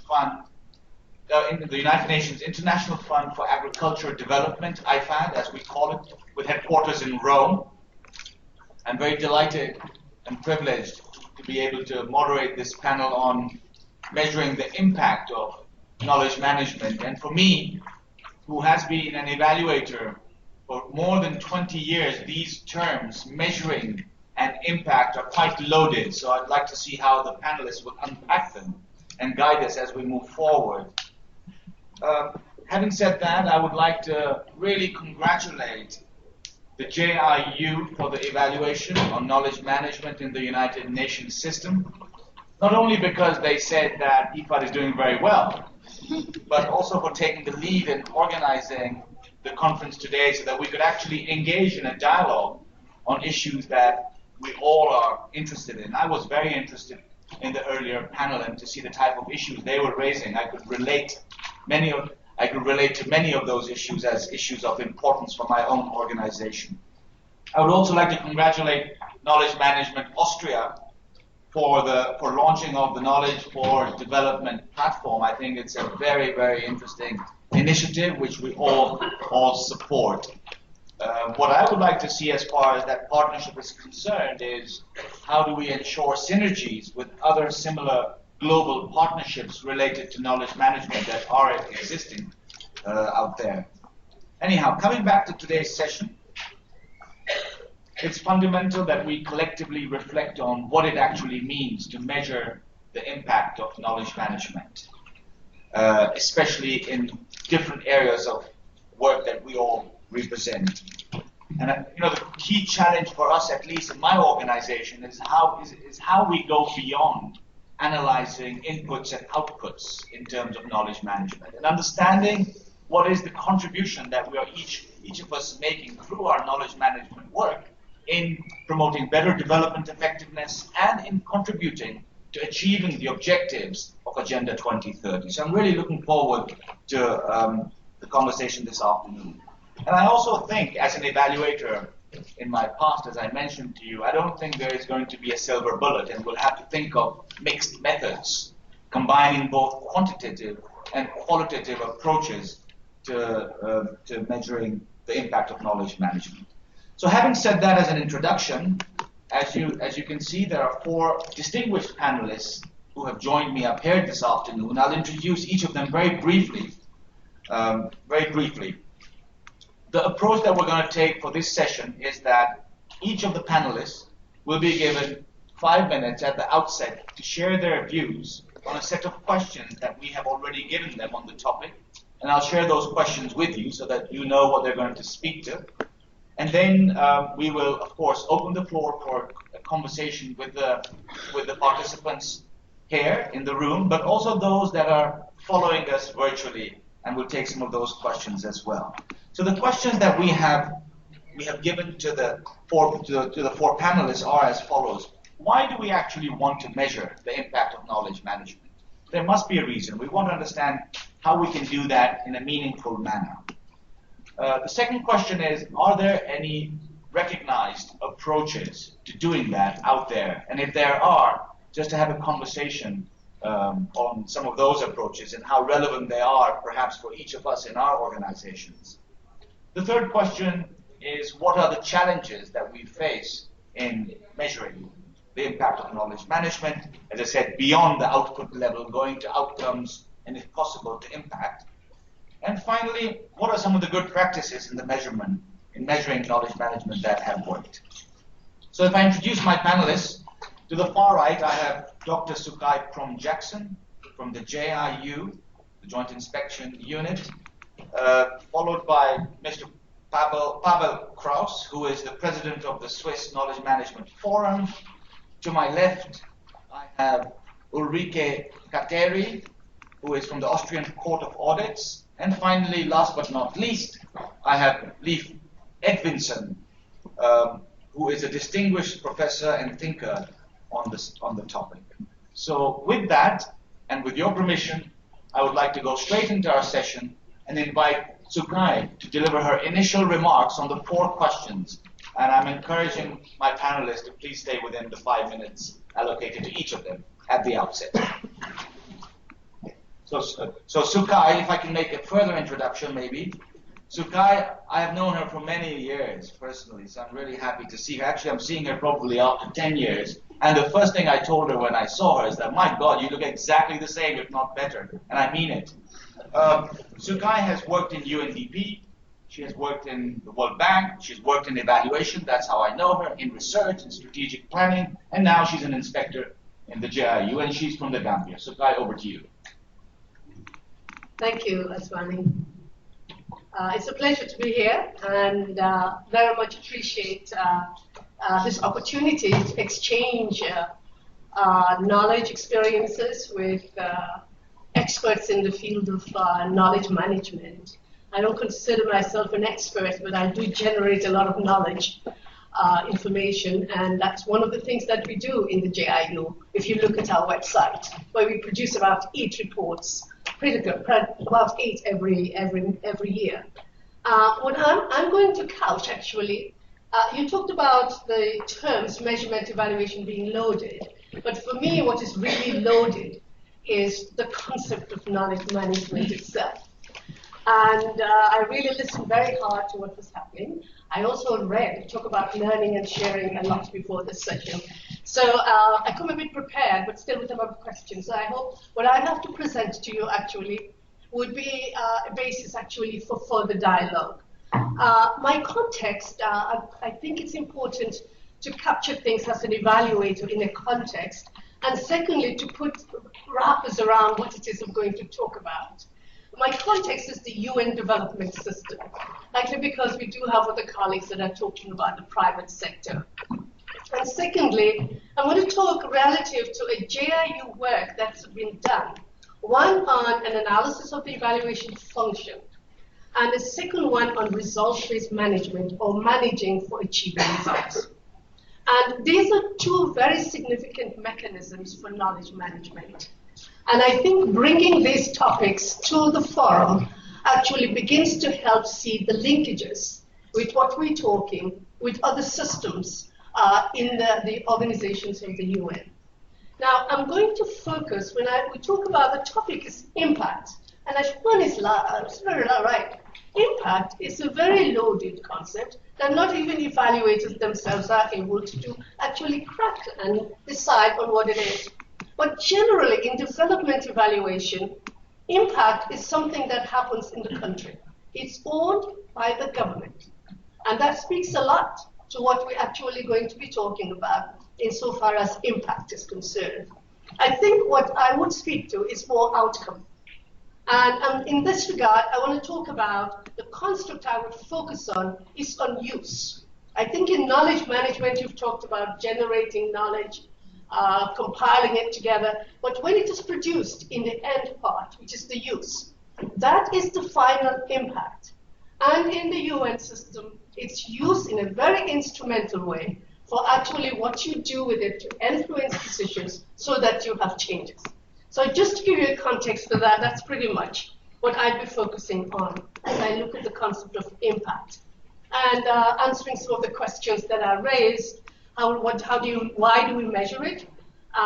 What challenges exist in the measuring use of knowledge to support decision making? And what are some gold standards for some of the questions raised? And I'd like to, what are some universal methods? I'll speak to just how emergent what you're doing is, and what are some, maybe not existing methods, but things that have to be created. I also want to talk, if time permits, actually something very important, is how you avoid being part of the extractive industry. And this is quite significant when we talked about earlier on the discussion about what this all means in the countries, which is where development is all about, and what exactly are we talking about if we don't include or start from that point in our dialogue. But very quickly, I have some notes. I don't have any PowerPoint slides. I just want to share with you this particular slide, and it shows actually where knowledge management fits in. If you see, we have knowledge management, and with it, we conceptualize it. This is what we're doing on the results-based management system. And you will see results-based management, it's about mainstreaming into all existing management aspects the results, principles, and philosophy. And I heard a lot of people talking about the mainstreaming of knowledge management, so that's probably might be a starting point for learning lessons.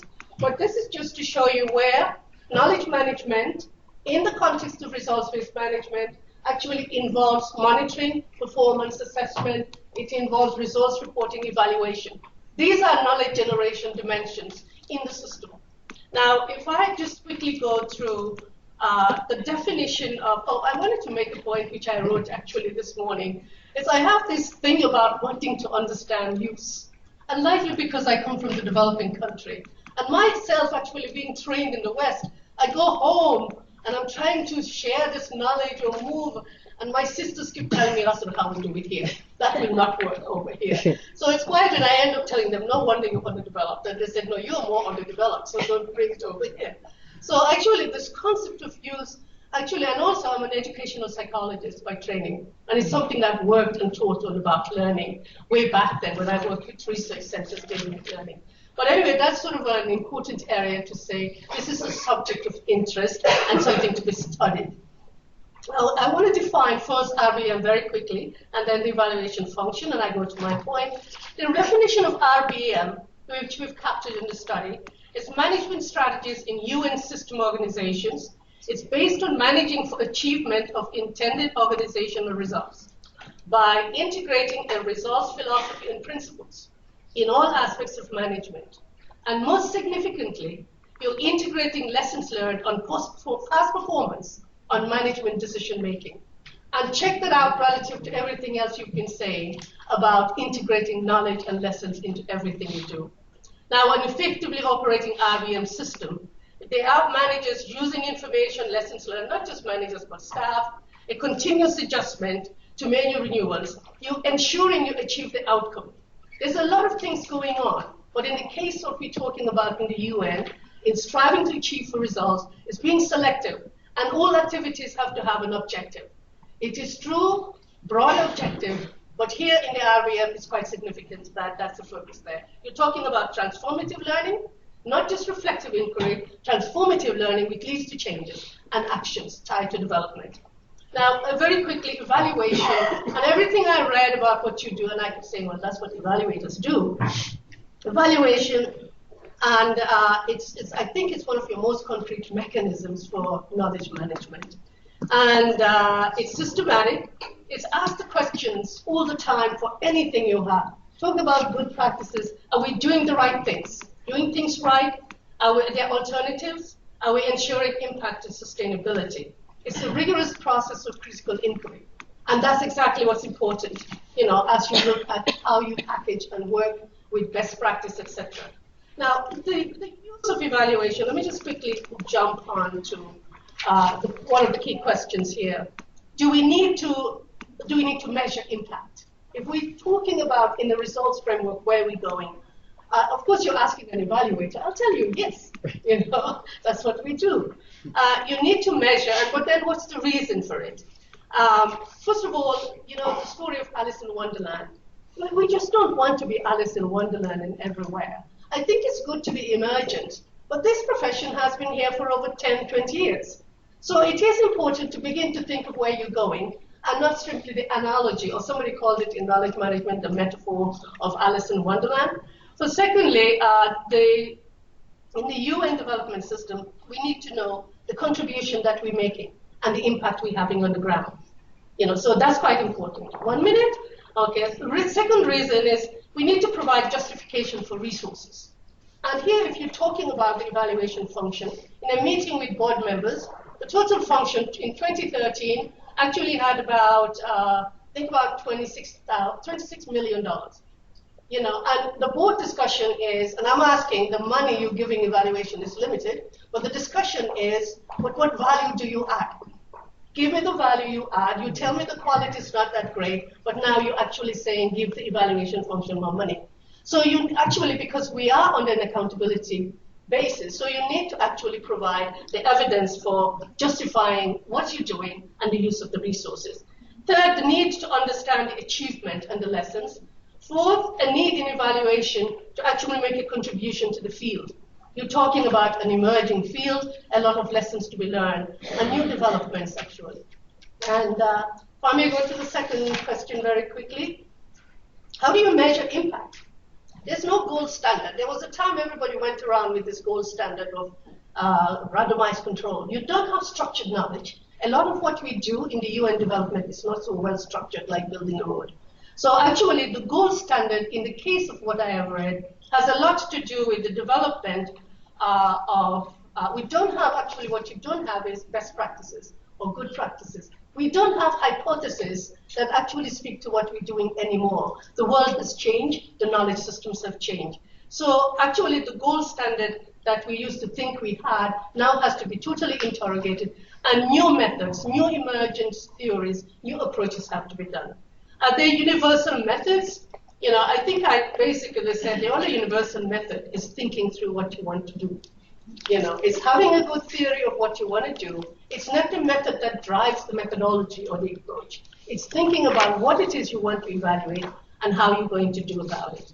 Now, I just want to mention a number of approaches that I think are reflecting on the work that we did so far in the JIU.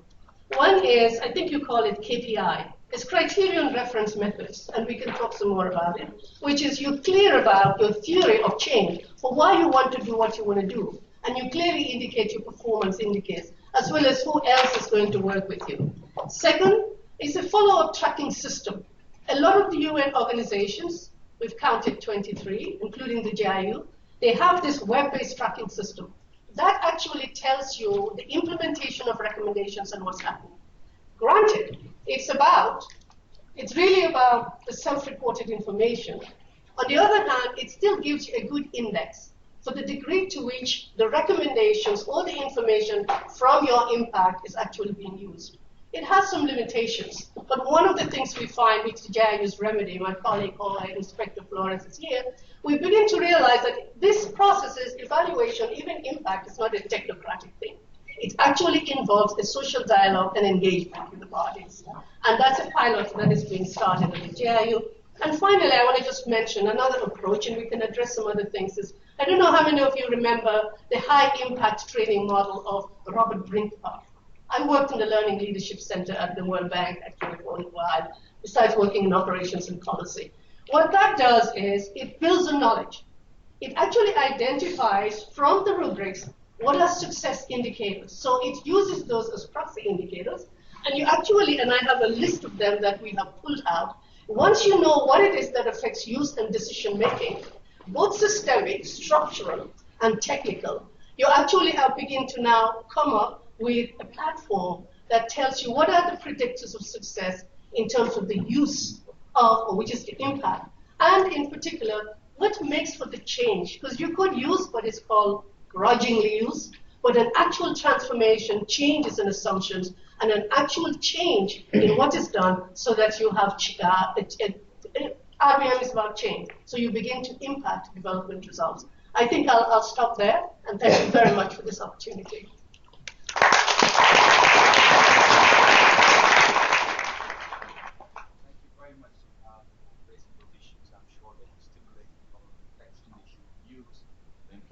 Instilling change, transformative learning, and the concept of value for money. Yes. So that's something that we are also being affected by at IFAD. So before I go to Pavel, I also want to mention to Sukai that her last 1 minute had more than 60 seconds. Dr. Pavel, now let's introduce Dr. Pavel Krauss, a native of Czech Republic. In 1998, he became the first knowledge networking officer of Roche Diagnostics. So he has a long track record of working in the area of knowledge management more broadly. He currently has a company, AHT Intermediation, which supports a lot of organizations and their leaders in thinking about knowledge management. He teaches innovation and knowledge management at a number of universities in Switzerland, and finally, as I mentioned to you earlier on, he is currently the president of the Swiss Knowledge Management Forum. So Pavel, over to you. Thank you. Ladies and gentlemen, I realize in these days that my world is somehow much simpler than the UN world. So if you show the first slide, please.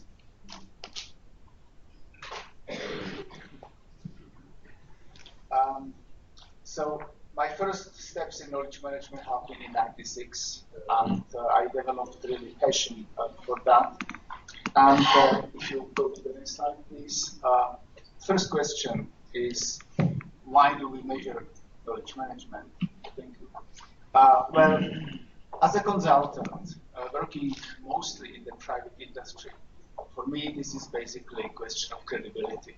I mean, I am hired when some issues have to be solved. They are usually solved in 3 to 6 months.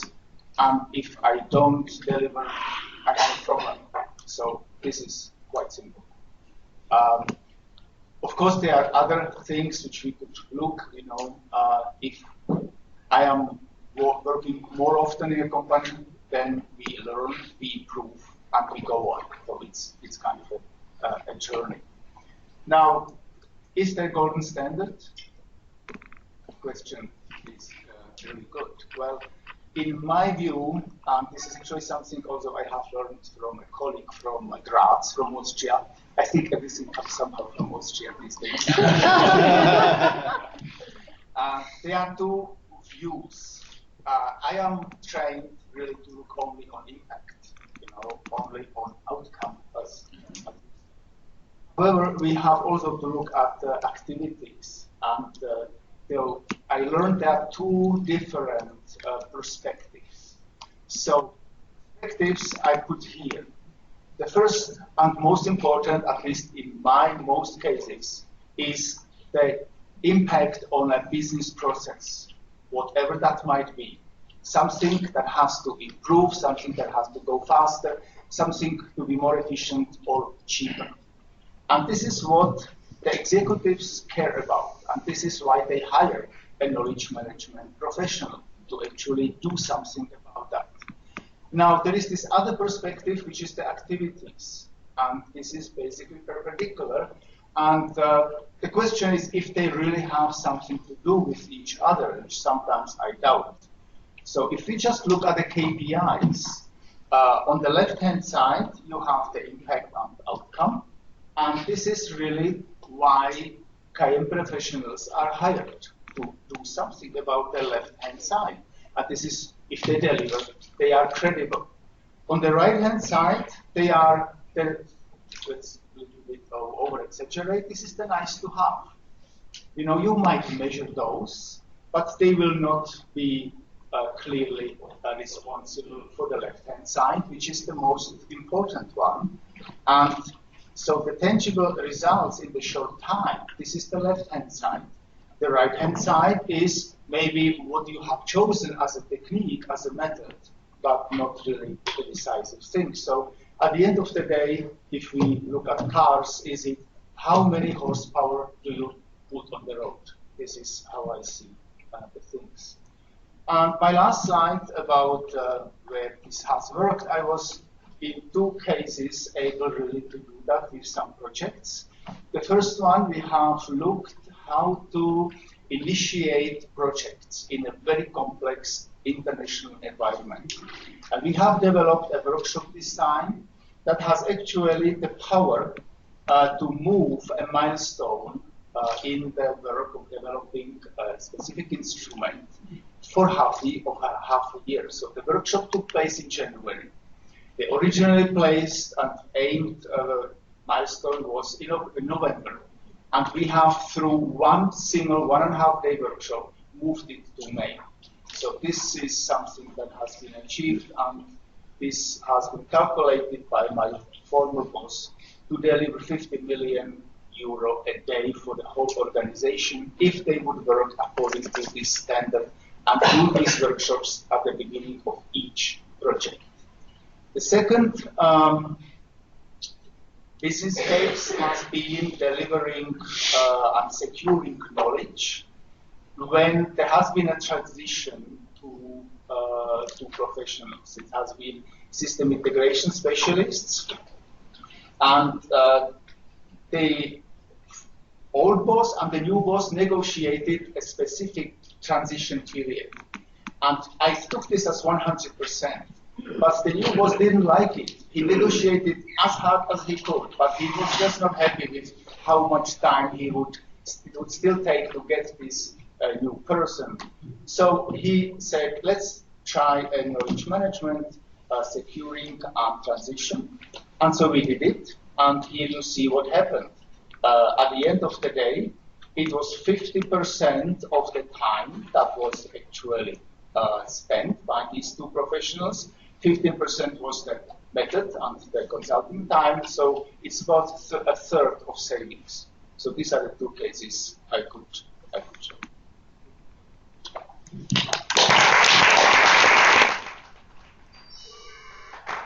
Pavel,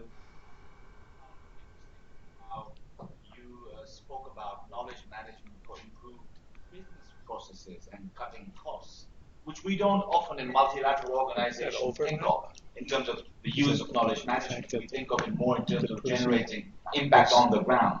So that's an interesting dimension, at least from my perspective. But with that, let's move on now to Ulrike Katterl, who has worked with the Austrian Court of Audit since 2008.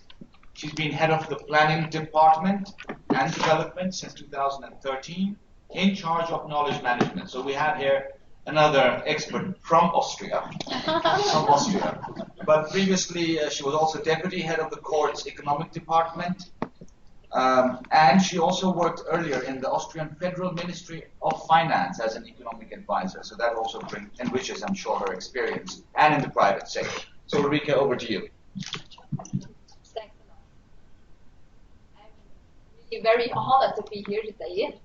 There's so many Austrians today here, but also I think it's a very interesting conference. So thanks really for the organizing to putting this issue on the agenda here, because I think it's very important nowadays to speak about knowledge management. And now we have the end of the day the discussion on the impact and the measurement of knowledge management. I think is even more important, or shows that the whole perspective of the knowledge management, what we should think about when we speak about knowledge management. The Austrian Court of Audit, we are a very tiny organization compared to many organizations that are around here today. But we are embedded in the INTOSAI. This is the International Organization of Supreme Audit Institution, which is also global. And so also here we have, of course, knowledge management, because also when it comes to the audit institution, it's very important that we share our experiences, that we put forward our lessons learned, whatever we audit all around the world. But my focus is that the Austrian economy, but also here one can look at two perspectives. On the one hand side, knowledge management is of course something which has to matter when I speak about the Austrian economy. As an Austrian Court of Audit, the Supreme Audit Institution of Austria, of course we should have an impact, or we have to have an impact on the Austrian economy. Otherwise, what we have already heard, every year in Parliament, we would have the discussion of the value for money, because even we are 300 people, we have to deliver something, because otherwise there is the question why we need an audit institution. This is the external perspective from my side. But there is also the internal perspective. This is the knowledge management within my organization, the Austrian Court. And here I'm actually very proud to say that we have been, as far as I know, one of the first audit institutions that introduced an intellectual capital statement nearly 15 years ago. So knowledge management for us has already a long tradition, because everybody who is engaged in this area knows that when one really puts forward an intellectual capital statement, this is not the beginning. There are a lot of years beforehand when you think about this. We had the discussion beforehand, do we need a strategy? We are now in 2017. If you would ask somebody in my office, the auditors, they are really on the ground, what is your knowledge management strategy? I'm sure nobody would really know. We have a strategy on knowledge management. We have one, of course we have a strategy, but this is really in our daily business. So we live knowledge management every day. And this is key for us. This is key for us because it's very important, because if we as an auditors, we have to be ahead of the curve, ahead of the knowledge curve in our country. Because when we go somewhere to audit, we have to know, we do not, nowadays, and you all know that there's a lot of data available, there's a lot of information available, but knowledge, this is the thing which matters.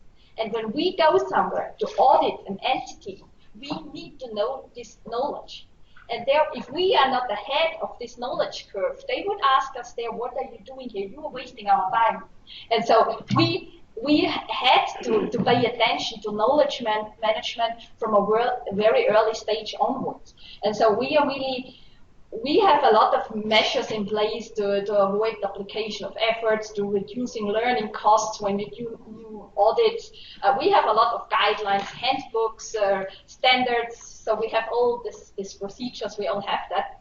And this is key for us, because every day, every year we have new emerging issues we have to tackle with, because our audit entities, they are tackling with these issues. And I'm not just speaking when it comes to financial audits, where we of course have to deal with new standards of accounting systems. We in Austria do a lot of performance audits, and here really nowadays comes to the issue of big data, to fighting against corruption, to cybersecurity. These are the issues. The auditors in Austria have to have a very high capacity in these issues, and so this is something we can of course do with training, the formal education things we all do. But more or less what we learned is that it works best when we have like the facilitate the peer-to-peer knowledge sharing. So we have a lot of knowledge sharing. And today already in one of the sessions there was this speaking about e-learning. We also tried e-learning, but actually in the area where we are in, e-learning is not our instrument, because we have to bring people together. And they have to share experiences, they have to share lessons learned, because reading a book, this our people do. This is not the problem. It's really this bringing people together. So what we try to do is it was mentioned before, to facilitate this social dialogue. This is the key issue. Why I'm outlining this in this detail is because now I come to the questions. When we see knowledge management like this, and then there comes the question, how we do measure knowledge management, it becomes very difficult. And I'm trained as an economist, so I like to measure things. I'm working now in an audit institution, so of course we like to measure everything. But when it comes to knowledge management, it's indeed very difficult. So more or less what we do, we have, of course, a performance measurement framework. We measure the inputs, we measure the outputs, we try to measure the outcomes. But as soon as we can do what's the impact of knowledge management, then, so I would be very happy to hear or to learn here today more about that, because here we are at the moment not very far. So we do the performance measurement, but we know that, so we know there are a lot of external factors that influence our knowledge management. But more or less we see it as an intangible asset, where there are these endogenous and exogenous factors. We can weight and we can have nice models, but at the end a figure and the impact is like 15%, whatever. This is not so far. We cannot do that, and so we don't do that. So we have performance information. We publish every year our intellectual capital statement. But the question, we don't have a golden rule for any kind of methodology how to measure our impact on knowledge management. However, we know that it has an impact, so that we are sure about that, but we cannot quantify that. And this is even, we as an audit institution, we would really like to have that, but so also when we speak in front of the parliament, we can just say that this is a very important factor for us, and that we try via federal state, we try to enhance our cooperation with the regional audit institutions. So here it's really hard to measure, because we always, we have our meetings together, but whether there's really something coming out, which is knowledge management, it depends on the people involved, and this is very hard to measure and to capture. And so, and it's also the working setup that we see nowadays, that it challenges more or less our management, our traditional management system. That like the old 9-to-5 working hours, this is not working nowadays in our business, because it's not a static process. Like, we are not building a street. It's the brain power, and brain power is when we sit together. We try to facilitate teamwork, and so there it can be that after work, when you go together to drink something, and then you have the idea, because we have the activity. Of course, we publish 100 reports each year, but the quality of the report is not, you don't see that there. The quality but the quality of the report, that's the impact, what we can make in our state and also inside. So, because if there is a very good recommendation which helps somebody, this is not, you cannot count in figures. And this makes for us so difficult to measure the knowledge management. This is so far. Thank you.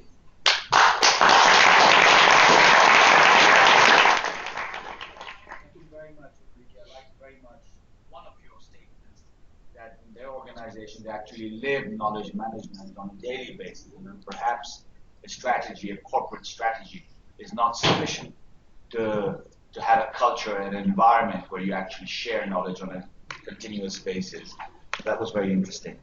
Last but not least, we go to our fourth panelist, Leif Edvinsson, Professor Edvinsson. He's a pioneering contributor to the theory and practice of intellectual capital. He is listed in the Who is Who in the World. He's an associate member of the Club of Rome and a founding chairman of the New Club of Paris.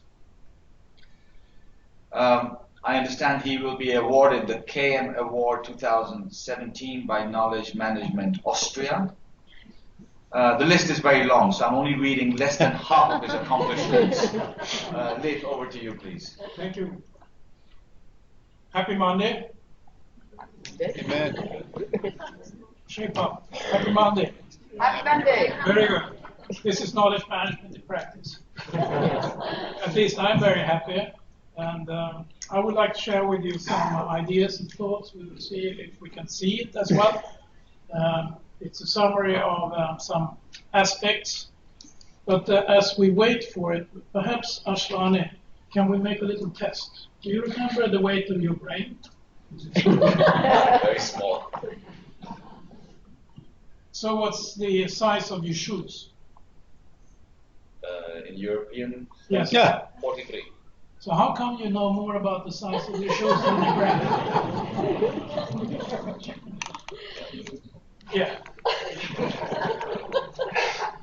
Because I need to buy shoes, you know.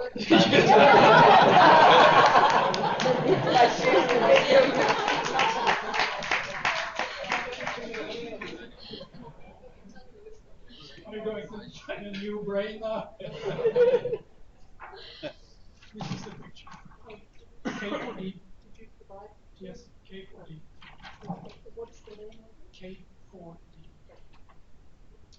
So I have about 7 very quick bullet points, since we have only a few minutes to start, and I will respond to the question as well.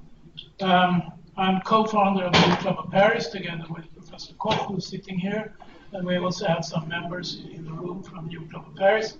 The focus on New Club of Paris is societal innovation. Societal innovation, and you can think about what that could be. And what is the top 10 list of societal innovation in different countries? So, for example, when did you last audit your brain? That's funny. I'm going to take a picture and then cut it up.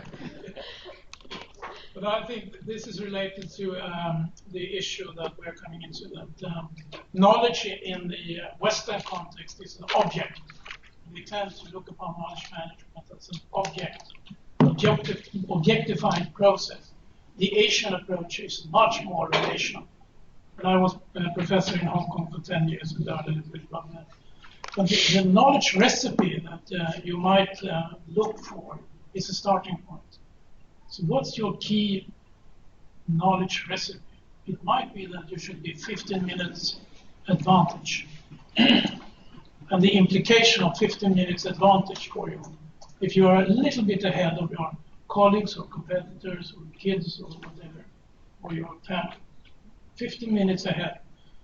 The second dimension is that the most important is actually knowledge navigation. It's not knowledge management. And it is related to that knowledge is a flow. It's a relationship. And that's why you have to learn to navigate it. And that's why we developed, as we hopefully will see when I end my presentation, there it is, a slide showing 7 dimensions of knowledge navigation. And this knowledge navigation is actually of critical importance. We will be back to that. And the most important part for the knowledge navigation is actually the future. So when will the future start? No. Yes. Yeah. You are very quick, so you have a good brain. But actually it starts in 14 seconds, according to research. So if you're not on the edge, you are lost after 14 seconds, then you are in the history. 14 seconds to be on the edge, actually. And that implies that you have to look upon it as a relationship, as a flow, rather than an object that you find in systems. And for that purpose, we started something called Future Center. Here we see. And the Future Center was a tool that we started 20 years ago to be on the edge in the organization.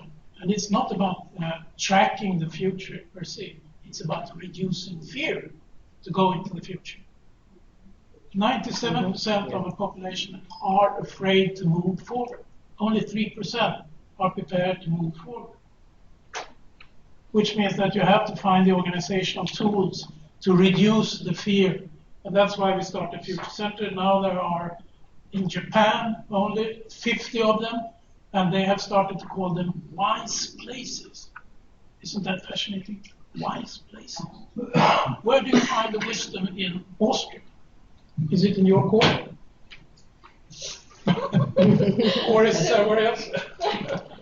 So the wisdom, wise place, and to develop that in your organizational approach for knowledge, to be on the edge with the 14 seconds. So therefore, this is extremely important. And the next part of it is actually, for whom are we doing it? My kids, next generation. It's not for my colleagues. It's not for my subordinates. So the issue is actually how do we prepare the future for the next generation? And there are two key words in it. And that is, which I have on the slide, welfare and security.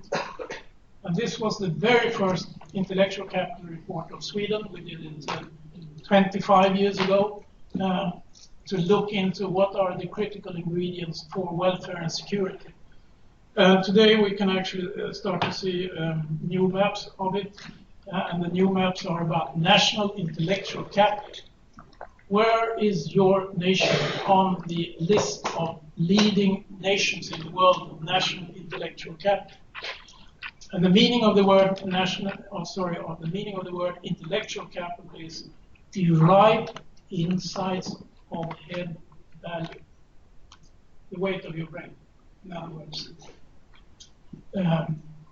Derived insights of head value. What's the most important dimensions for the future of your nation or institutions, etc.?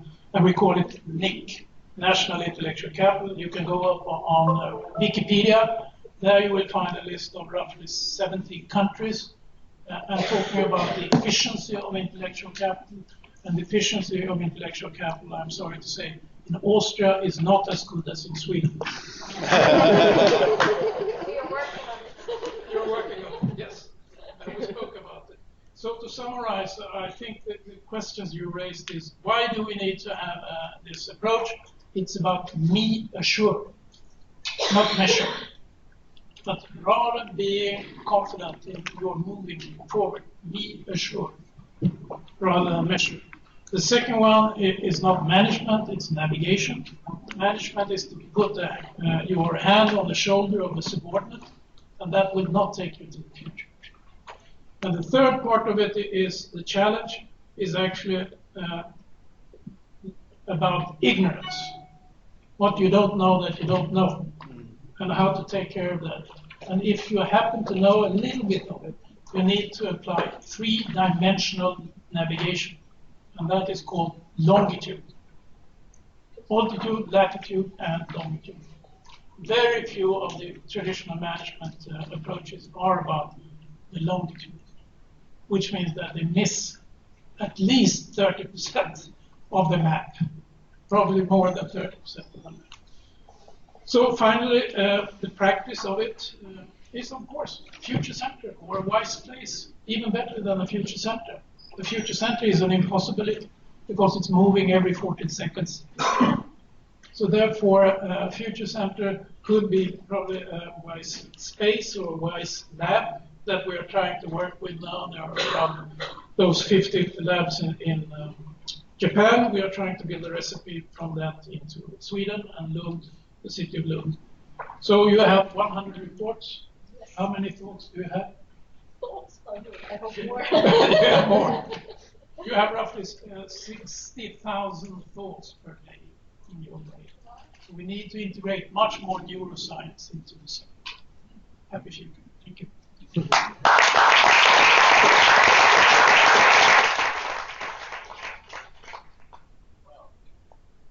want to actually congratulate organizers for having identified these four panelists with me, because as you can see, they really brought in complementary reflections on the subject. So that's very, very, very useful.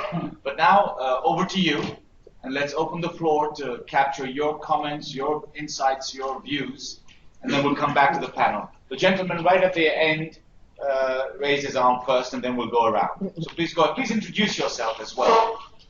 Thank you very much. Marco Page, UNDP Africa Knowledge Management Advisor.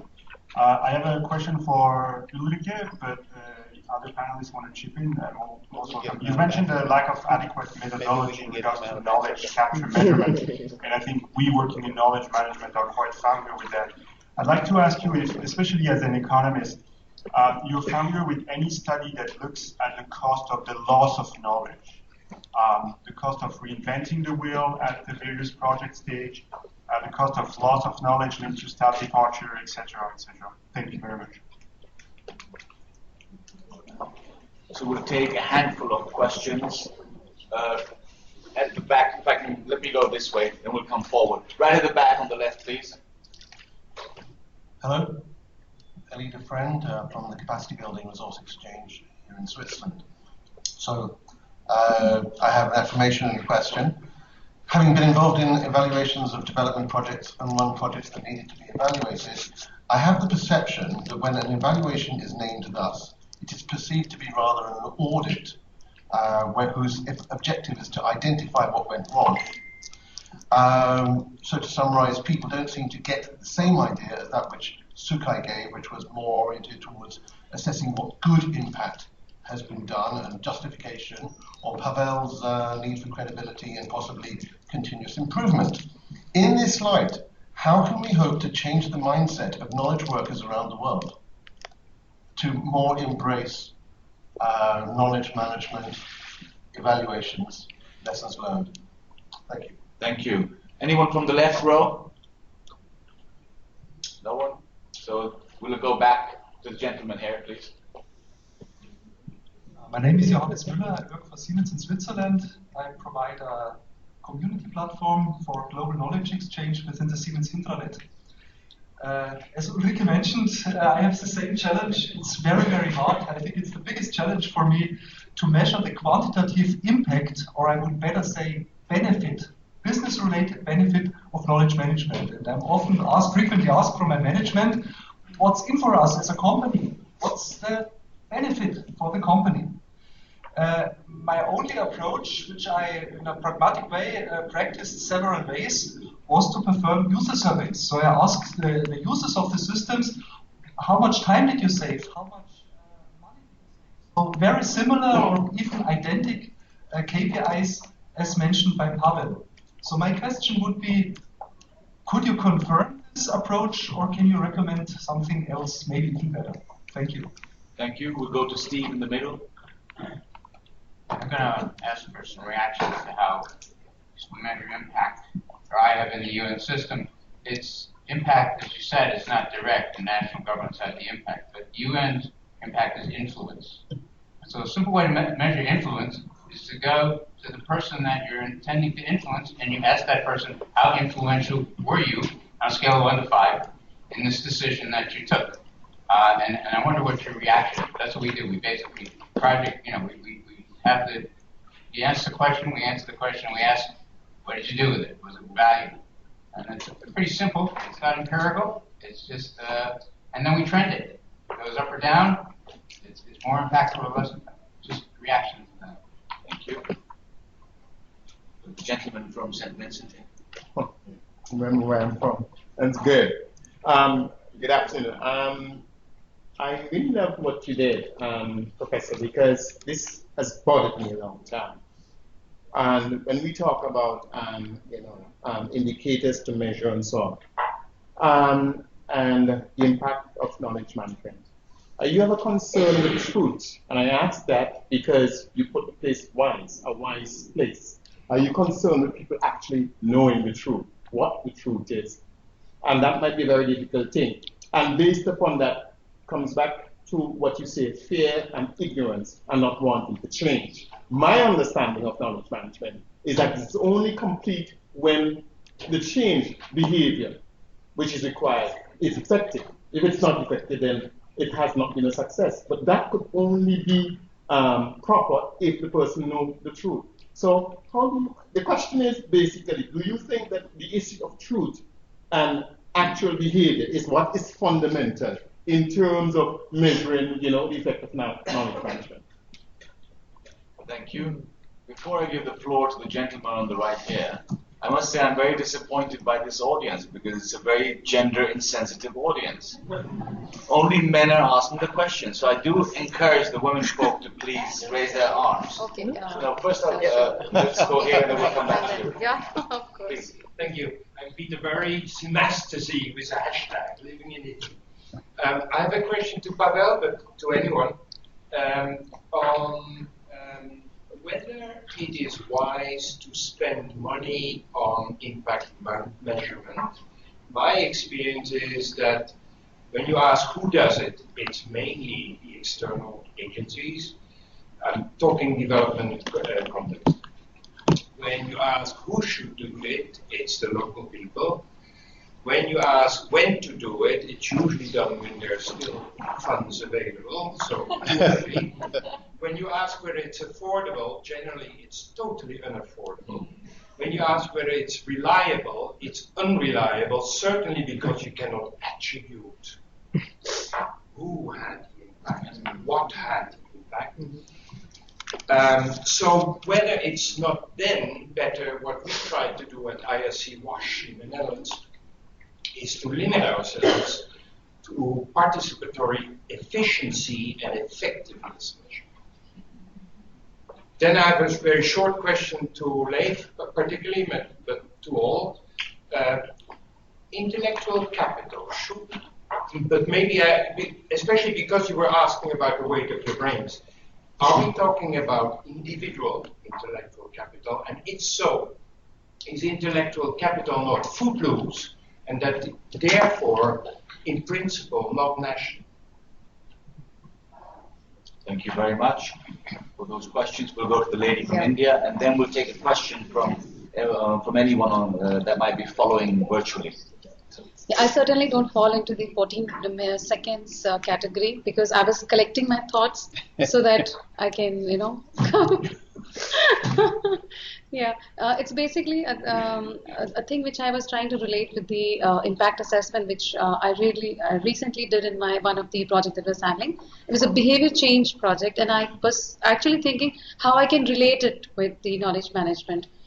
Just 2 or 3 things which came to my mind was one of this, which continued to Steve, as he said, that number of people who knew about knowledge management earlier as a baseline, and then we do it at the percentage of increase in people who know about KM or adopting the KM activities or practices, maybe after the intervention or maybe the target audience that we select, and maybe the specific country that we are working, specifically focusing on knowledge management, and also the change in the number of organizations who adopt KM activities within the organization to bring internal change can be a different aspect of assessment. Internal or external can be, segregated maybe differently. Just a thought which is coming to my mind, and I thought to share it. And the percentage of increase, I think those that can be the indicators, maybe. I'm just thinking. Right, just some reflections. The panel will give you their views on that. Let's go to the colleague there who's tracking any questions from the internet. I've got 2 questions here. So I've got the first question from Francois from the Platform for Africa and European Partnership in Agricultural Research for Development from Brussels. And he asks, we experience more impact on the research priority setting by the EC through aggregating knowledge generated by third parties rather than using internal KM for auto-promotion. Don't we need more aggregators to make sense out of too many initiatives? And do you want the second question? Yes, the second question is from Anne. I'm not sure where she's from, but she asks, I love the link between M&E, KM, and communications. Is there an attempt to tailor trainings such that KM practitioners have a very good understanding of M&E and communications? Thank you very much. So we have a handful. I'll actually ask Leif to start, and then we'll go this way. But just a couple of minutes each, and you don't have to answer each and every question. Just pick up the ones that you feel you'd like to share your thoughts on. Thank you very much. Leif, over to you. So I will probably respond to the impact dimensions as well as the truth dimension. the impact, as I see it, and we have tested that for many years in the science lab in Sweden, where I was sitting on the board. We went from startup to 600 scientists, being also the core of the Committee for the Nobel Prize in Medicine.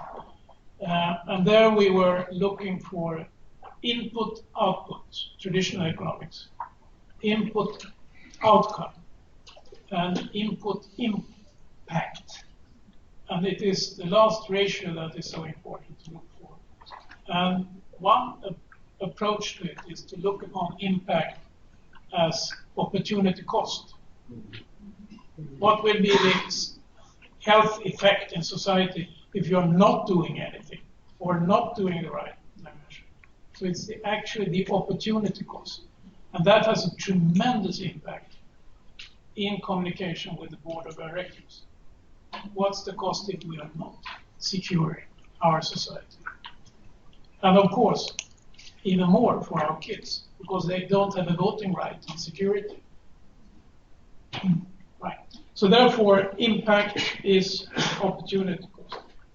And the IC can be scored in that navigator, which you see in the middle, and the book. It's roughly 48 indicators, scientifically proven, but aggregated in those 7 dimensions that you see. And you might have a little trick to find out who are the missing 2 ones. And they are so-called hidden dimensions for intelligence. The traditional ones are rather traditional KPIs. But one of the most intriguing ones that is not on the so to say, visible part of this navigator is military intelligence, security intelligence. And you have to add that to the perspective as well, because that is a really disruptor if you see it from an innovation point. Thank you. Thank you, Ulrika. Thank you. Just a word on the opportunity costs. I agree fully. So so the opportunity costs, can be here the solution. However, what we tackle in practice here is what to price in. So what are really the opportunity costs, but the theoretical concept is the opportunity cost. As regards the studies, one of the questions, as far as I know, there are quite a lot of studies as regards EU countries and OECD countries to intellectual capital costs and human resources, especially there were quite a lot of studies at the beginning of 2000 till 2005 at the beginning of the Lisbon strategy, because there it was high on the political agenda. So there were quite a lot of studies. So not really dealing at the micro level of knowledge management, but on the macro level. But whether it's really helpful, actually Professor Edwardson might know here more studies than I do, actually. The other question from the colleague from Siemens, the user service, I think actually this is a very good idea, because actually we do the same.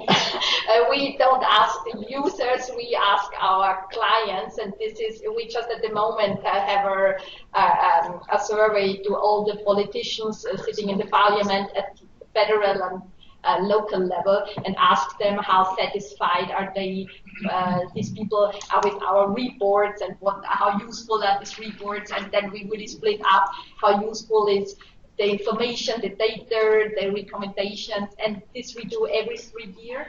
And this is actually helpful, because we always improve, let's say we hope we improve our process, or we improve the structure of our reports, and so we can somehow read out of the surveys that somehow we have the impact changed. So actually also we do it this way. Thank you. Thank you. So over to Pavel now. So also starting with the opportunity costs, because I think this is, I have been asking my students for years to identify the issues which went wrong because knowledge was not managed. I have a whole library of these cases, and I published an article on this, but just one of them. And this could be linked also to the communication issue. So the question was here, what did go wrong in your organization in the last year? And they said, in our R&D, we had lack of standardization and also lack of communication in parallel engineering processes. And this came to loss of time and high cost of duplication and later corrections, which was 2 to 3 million euro per year. So this is a clear consequence of lack of exchanging knowledge and also lack of communication. So this is one of the many figures I have. My record is actually 50 million loss because of a bad or missing knowledge transfer from a key account manager. So the second question I would like to address is also from Johnny regarding the surveys. So when we have identified the two teams which we have been working with, at the end of the working period, after about 6 months, the project leaders have been actually invited to the management board, in front of the management board, where we have testified, and they have testified, what impact did the knowledge management project have. And they said, this is really true, the milestone was moved from November to May, and their credibility was the assurance that this is really true. And so, in a way, it's also a kind of a user testimony. And the question of Peter, well, in my cases, there is no money spent on evaluating the results, because this is done by the boss, this is done by the client, who is hiring the knowledge management consultant. So they do the evaluation, they realize the benefits of the consulting and of the support. And what you also said is this participatory element. Now, in my cases, I actually most often work within the team to achieve these results. So it is not an artificial long distance doing, it is actually day-to-day work within the team, which delivers them the results which are then clearly visible. I actually liked very much your statement, which you said, knowledge management is complete when the change in the behavior has occurred. This is exactly what I support as well. Okay. Thank you. I'll pick up on a couple not addressed. There are a couple of questions. One is the question of evaluation as audit and changing the mindset. And I think the evaluation community has fought very hard to move away from audit, whilst recognizing that there's a linkage. And its purpose is accountability. It has a second purpose, which is the learning part. And in the UN system, we've kind of lost that as we've driven into more an accountability-driven culture. You know, even in the evaluation, even when they are meant to be formative on the ground. You know, so I think the way evaluation actually seeks to enhance that learning process, you know, includes that large engagement or participation. You know, it's actually, when it does its study, it's not only looking at the what and what's achieved, but it's looking at the how, why, and in what context. So I think there's that element that builds into evaluation, which I think working with the people who are on the ground, particularly those carrying out the evaluation, is actually building in them, don't call it evaluation, it's a critical mind of inquiry about what are you doing, what is wrong, where are the alternatives, and those become the evaluation questions. I think these terms have a way of almost scaring people, you know, rather than actually spelling out what you're trying to achieve, you know, which is pretty much that double loop learning, etc., which could be built in. And the UN system has a lot of staff doing that. It's not captured anywhere, actually. So the second question has to do with, it's a question about why don't you simply ask the question, has the UN influenced you? And it's true, it's a challenge for the UN, because right now we're going into this areas called soft assistance. UN's comparative advantage coordination, it's got a comparative advantage now in this knowledge, it's got a comparative advantage influencing or advising. So these are key challenges now for the UN as it enters the 2030 agenda. So So I'm very happy you've mentioned that. The problem with that from a methodology point of view has a lot to do with what does influence mean? If I come and ask you that question, what you give me would be quite different from maybe what Peter would give me. So it's a nice, quick way, but I think if we don't understand these constructs, the best thing is to engage in a much more participatory underground to define what they mean, and then to figure out from it how we can go about asking the questions. And third, very quickly on participatory. Actually those words kind of scare me. Participatory, and what is that other word, civil society. I remember asking my mom, I was with the World Bank, I said, oh, we're doing participatory policy development. She said to me, what does that mean? And she's down there. She says, I said, well, we're participating. She says, when did you decide to participate? After all these years I've been bored. And then I went back to the World Bank. I found out it was more political agenda. The bank couldn't actually do politics. So a way of getting into that was by engaging civil society and participation. So I think those words scare me. I think they're important to the degree to which they're not imposed from the outside. They're not exogenously driven. And I think this is where evaluation builds in with anthropology, ethnographic psychology, to actually engage. And there are emerging methods like most significant change, methods where you're really looking to see from the people what is it that's driving the change, rather than us coming up with a hypothesis about what that change is. And that's what's actually an issue now with evaluation. If we no longer have those hypotheses, we have to go and find them. And lots of time it's emergent. And there are new methods like configuration analysis. You're looking at the configuration of the patterns, and then from that you begin to develop your theory. Thank you. I'll go back to Liv, who wants to add something. Yeah, I would like to pick up on what we heard here from Sukai. Perhaps some of you have tried triple bottom line. If you haven't, have a look at that. And besides the financial dimension, you have two very important dimensions to address, and that is the experiential, so to say, situation, which is about the engagement, and the other one is culture. And more and more of the new value creation is in the experience and the cultural sector, which you see with Facebook, etc.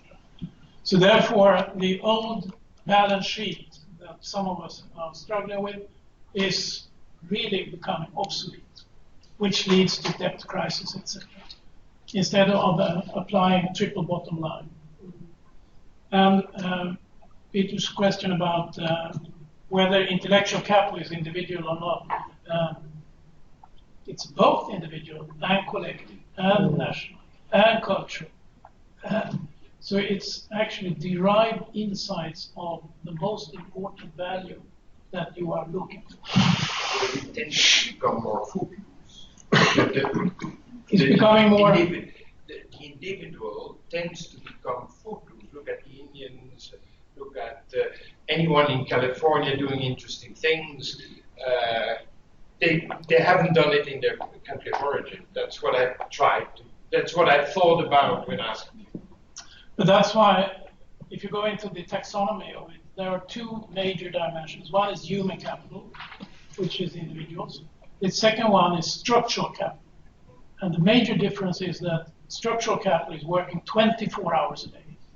Human capital does not, which means that you have a multiplier effect of at least 6 times when you engage the structural capital. And that's why the productivity of the future is in how you use structural capital, not human capital. Human capital is important for innovation, but not for productivity. Thank you very much. We'll take 2 final questions. If there are 2 more speakers who would like to, they don't have to be questions, they can also be just reflections. So we have a lady here and the gentleman here, and then we'll close. Please introduce yourself. Beatrice Brogida from Unitar. As we are embarking in a new important project that aims at developing the capacities of national partners in doing knowledge management in a country, I would like to ask, because we have a wealth of experts around the room, and maybe bilaterally in the course of today or tomorrow, if there's anyone who has developed a solid assessment methodology for when you start a project for developing knowledge management within our organization, but most importantly, outside of your organization as a development lab. So, of course, we're looking at the Unddp methodologies and the toolkits developed a few years ago. We're looking at all examples around the within the UN system and outside the UN system, but personally, I haven't found any very good tool. Very, very complex issue, but as we have been discussing it, but I haven't seen any practical solution to now. Thank you. Thank you, and the gentleman from UNDP at the back. Yes, thanks so much. It's in relation to attribution indicator versus, impact indicator versus activity indicators. What a lot of us struggle, I think, is the attribution question. To what extent do our KM initiatives have a role in achieving that impact versus other things that the organization did that led to that impact?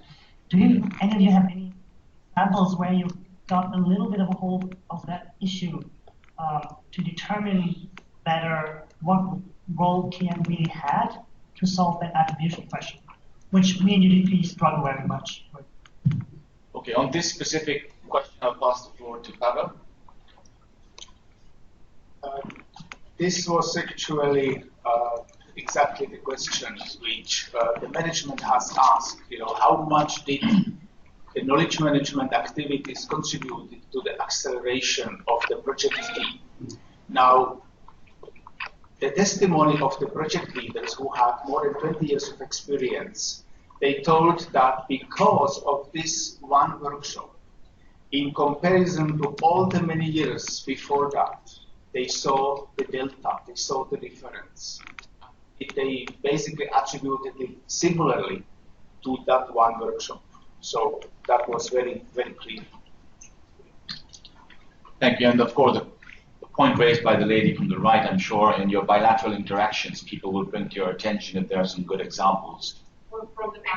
Is there anyone who wants to add anything on this one? Sukai. I just want to, I think you're looking for, you said a tool or some mechanism for develop for something to work at country in building national capacity. Of course, you have the models of how to build national capacity. I think UNDP has a book. But I'm just wondering, actually, I'm working with some colleagues in the Gambia, and we're trying to build a center for knowledge management, evaluation, and research. In fact, we moved from calling it evaluation and research because those are too hard. So the idea was that it's working with people who probably sort of have this like mind. It's trying to capture the knowledge within the Gambia. If you could put that slide up, you could start with something very concrete. If you take any given country and you look at see what the UN is doing in any country, there's a total, every UN organization does a country level evaluation. And let's say, imagine 29 of them in one country. And then they have the decentralized evaluation. That's a huge knowledge in one country, which all the transactions. But that knowledge is never, the evidence we have in the JIU reports is not fully used. It's used for basically reporting or accountability. You start with the knowledge that exists. That's one. The other one is the local knowledge, the culture and the knowledge. With a group of people to let it emerge. I know you all have I read somewhere, actually, I read a lot. Somebody who talked about how do you start these innovations, and I read them again. I guess that's what you're talking about. But I think it's going and pulling a couple of people, and finding one champion, particularly those who are graduates and who are actually building a house one brick at a time, but whose capacity is not being used because of the national context, but who very much want to engage with the outside world. And this is where I think the discussion earlier on, and I think that was a very good discussion about how do you engage the national systems. And I think when you talk about building capacity, we have all these models. But I think if you draw from the bottom, like venture capital, and I know it works because when I worked for the World Bank, we worked with that center that does measurement. We went to India, we created venture capital, pulled some people together, and made them measurement specialists. And you have a lot of capacity in the countries where you can begin to do that. Thank you. I'm sorry. No, that's okay. We need to close so we can stay on time. As you can see, this topic has generated a lot of interest, and we can continue discussing this. And I'm sure in our conversations tomorrow, both in the plenaries and outside, we'll be coming back to this and touching upon it. And therefore, I see this only as a start of the conversation that we collectively need to have. I would like to make 3 very quick points as we close on this item. The first one is, what I'm hearing is that it's terribly challenging to really assess the impact, if you use a true definition of impact as per the OECD DAC evaluation criteria of knowledge management. But it's very challenging to measure impact in general, so we should really focus on use and outcomes and the transformations that we see knowledge management generating. So we want to really see what changes can be instilled through knowledge management. That's the first point. The second point that I captured here is that in any assessment, we also have to see, we should not see knowledge management in isolation from the wider architecture of monitoring and evaluation on one hand, communication systems on the other hand, and learning systems. We have to really see how they mutually reinforce themselves when we do any assessment of the results and contribution of knowledge management. And the third point that I want to leave you with is, I realize, and linking it to the discussions in the previous session, which I liked very much, I must say, I realize that not having knowledge management strategies might not be enough in really instilling a culture of exchange, of sharing, of learning. And so that's something, and that we have to see how knowledge management can be embedded throughout our business processes and in our day-to-day work. To close, I think this topic of assessing impact or measuring the contribution of knowledge management is a concrete initiative that we should really take forward. And I look forward to seeing how we can do that tomorrow in the afternoon when we have our World Cafe discussion, to see how we can embed it through a partnership approach and take forward this topic so we can come up with some concrete proposals that we can use in our respective work areas. With that, I'd like to thank you all, first of all, including those who are participating virtually, but also I'd like you to give a big hand to our fantastic panelists.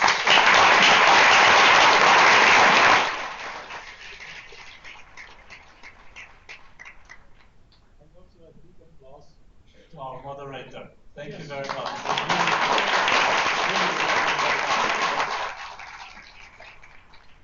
I would like to very briefly thank you for staying so long in this room. The recommendation of advice to make more breaks was absolutely, let's say, needed. So I would say we make 15 minutes break. It is necessary. And after that, we continue with the award ceremony.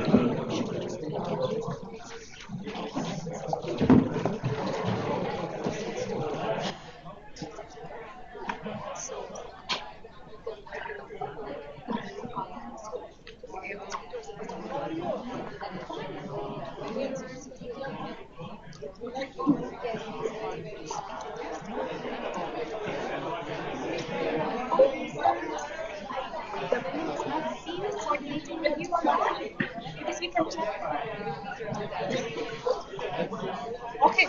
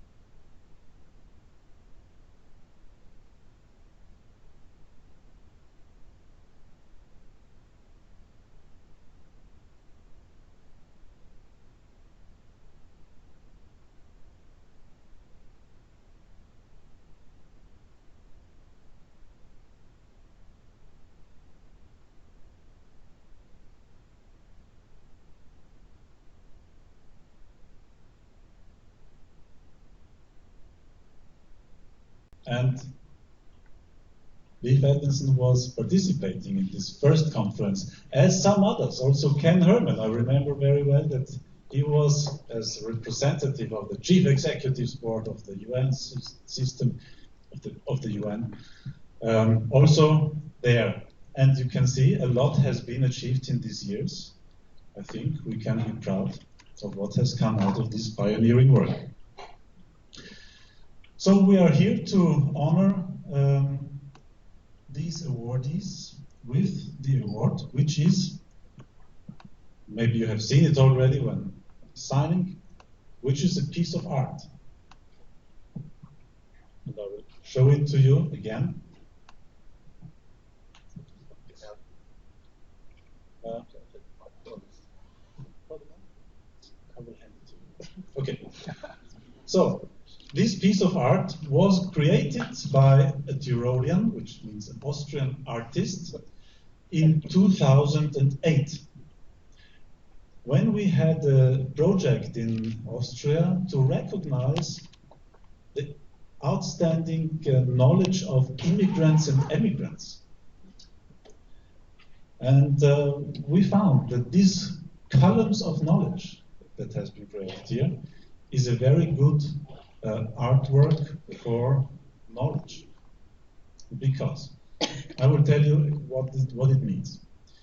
These columns of knowledge has two elements, basically three elements, but two of them are maybe more prominent. Two elements. The left one is a steel element.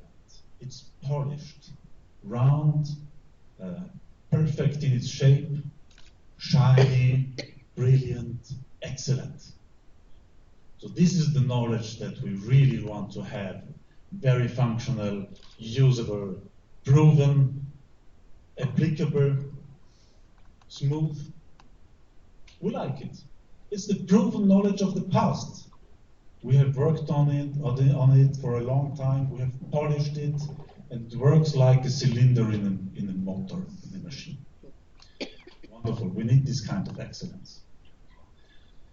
But of course, we know that to meet the challenges of the future, we need to step beyond the proven knowledge. This round circle, now it's getting really a bit heavy. Maybe it's better. Two hands. Muscles are better than muscles. This, as I said, the proven knowledge is a closed cycle. So what can you add if it's already perfect? So when we look into it, we even see ourselves. That's somehow a bit like history. When we look into history, we see our own views of our history. And this is, okay, good. We need to build on the knowledge of the past, but we have to step beyond.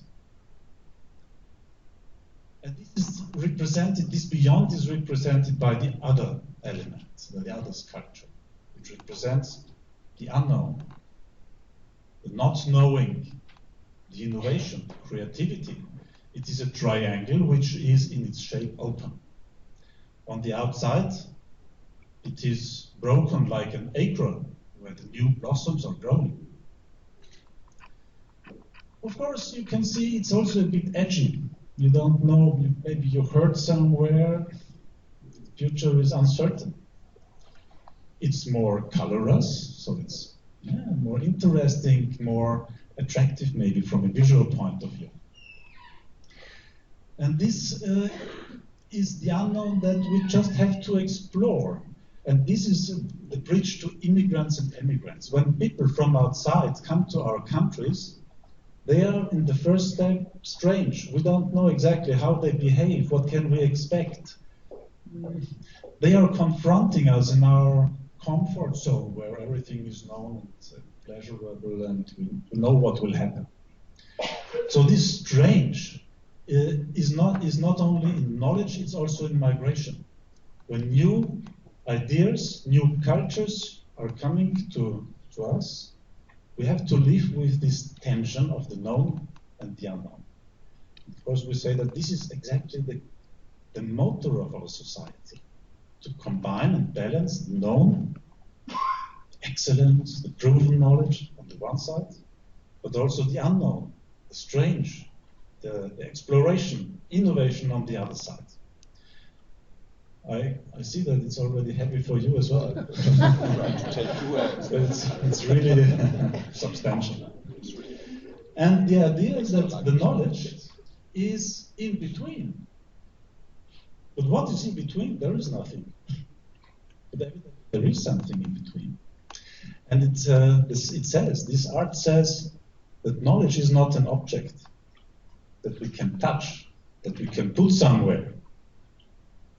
It is more or less a spiritual act, where we, of course, we build on the knowledge, but we go beyond into a future that we don't know yet. And this is always linked with the personality, because whatever we choose from the past, it's our decision.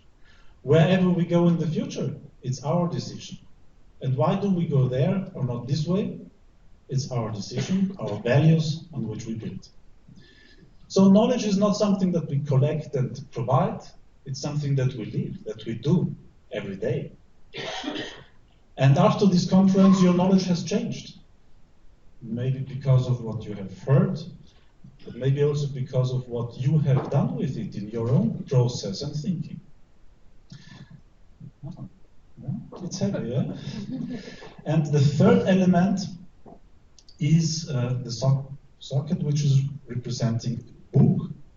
One page we have read, the other is still open. Read the next day.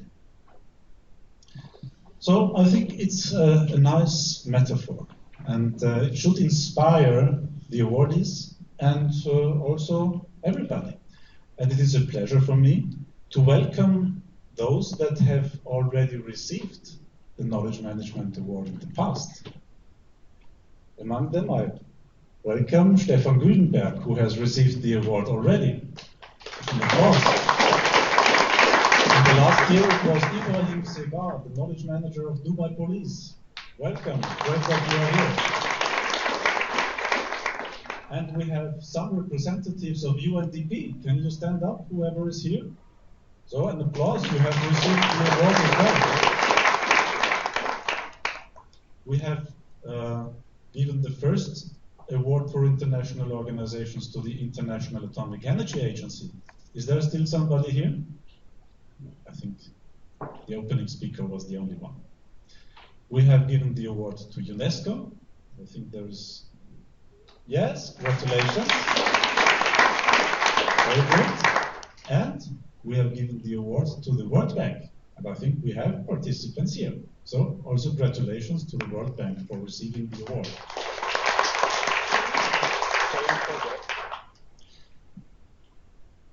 Most recent and the largest group of receivers, 2016, Knowledge Management for Development Community. 3,000 people having received the award, and all of you, I think it should be at least 30 people, can stand up as the receivers of the award. Congratulations.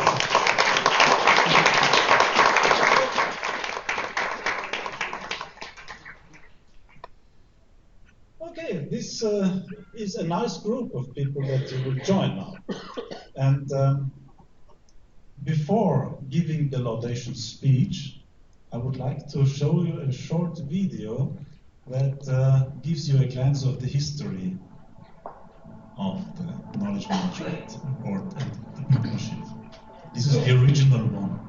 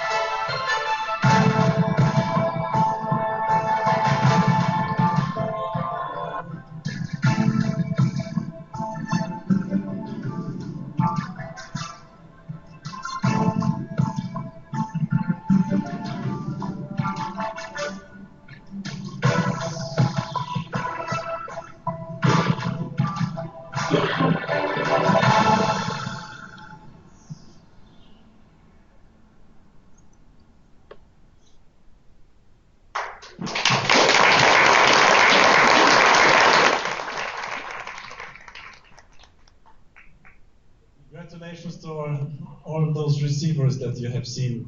The sound, the music that you have heard was composed by an Austrian musician in 2009, specifically for this award, and it is called The Sound of Knowledge.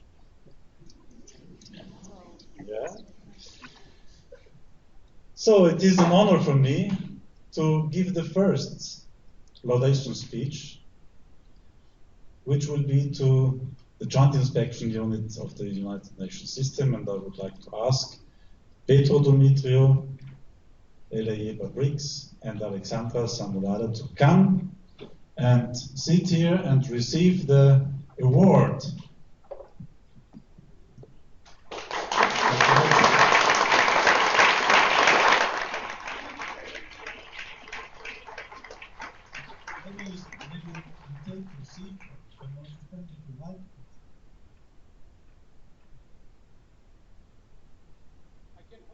No. You will get it. Some patience is sometimes needed. So, dear Petro, dear Eli, and Alexander, it is a great honor for me to give the laudatory speech on the occasion of your organization, the Joint Inspection Unit of the United Nations, being awarded with the year's Knowledge Management Award. I will be handing the award over to Petro, to Inspector Petro Dumitriu, as the coordinator of the project team that has produced the report entitled Knowledge Management in the UN System, and the leading figure in the process of inspecting, reviewing, mobilizing, and advocating for knowledge management in the UN system. It is particularly my pleasure to do this here in the Palais des Nations and at the conference hosted with great generosity by the UN and the Joint Inspection Unit itself.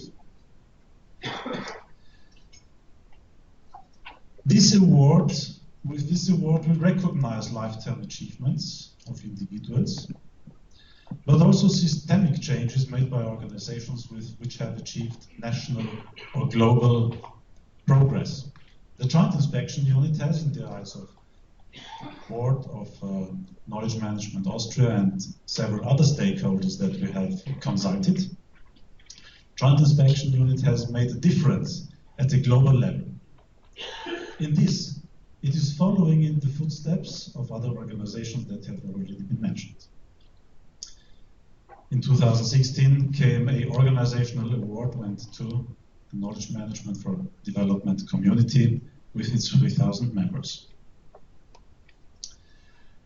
And although this is the organizational award that we give, we always give one international and one individual award, we recognize that organizations are also made up of individuals, of people. And through this award, we specifically want to honor Petro, Alexandra, and Eli for their work, who have personally and professionally made it possible that the Joint Inspection Unit will receive this award. But what has the Joint Inspection Unit done to deserve this award this year? Of course, we know it. They have created a very substantial report, and through this report already now initiated new activities in UN organizations.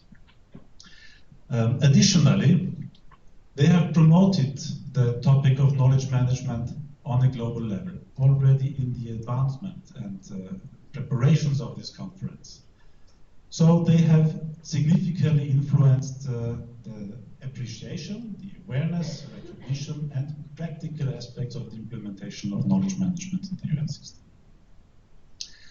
Additionally, of course, we want to highlight that it was, to a certain extent, their achievement that knowledge management has become part of the new quadrennial resolution of the UN.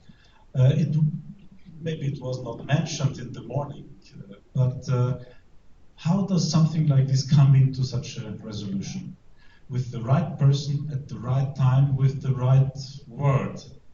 And there was a situation when the team writing the new quadrennial resolution, were in communication with Petro, and he said, well, yes, we should enter this, and he quickly wrote the sentences on knowledge management, which are now a decision and a resolution of the UN General Assembly.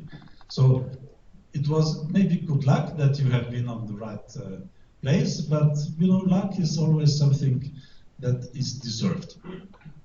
So this is the second most important thing that we want to recognize. And third, of course, we appreciate very much that the three of you were going significantly beyond the typical approach of the Joint Inspection Unit by opening up towards the non-UN organizations, partnering with Knowledge Management Austria and other partners like the K4D community, and making this multi-stakeholder conference possible. So I think these are really three good reasons for you to receive this award. I think maybe I forgot something. We definitely can also say that the Joint Inspection Unit as such has a tradition in promoting knowledge management. With its 2007 report, it has already raised this issue, it has already made the ground, but it was finally your personal achievement to make this such a successful report and event. So I would like to hand over the award to you and receive the 2017 Knowledge Management Award.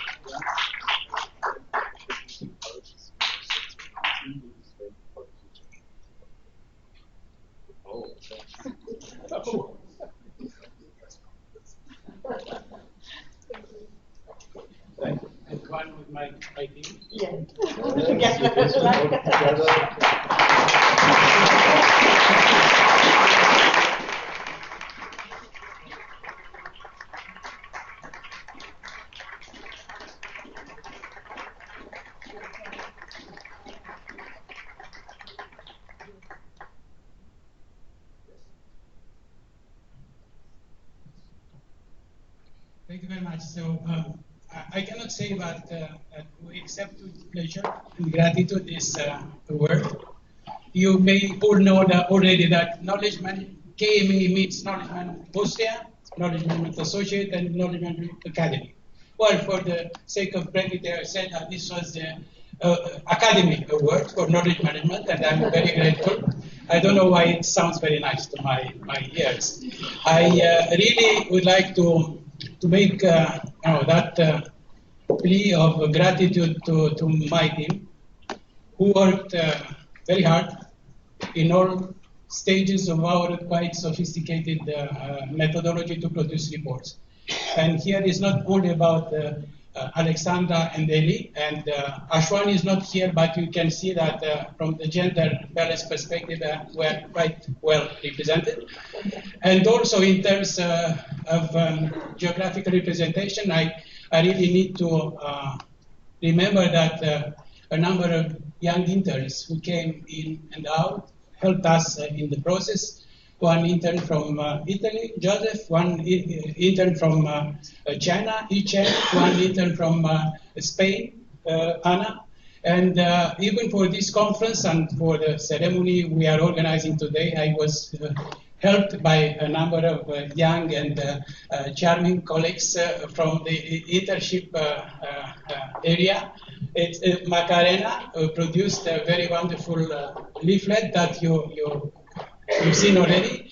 Natalia was our partner with the University of Yverdon, and she worked with the registration, and you may imagine that we don't have a big team dealing with that. And we've been joined by Xiu from China too, who also helped us in making this event possible. I'd like the three interns that I mentioned to stand up.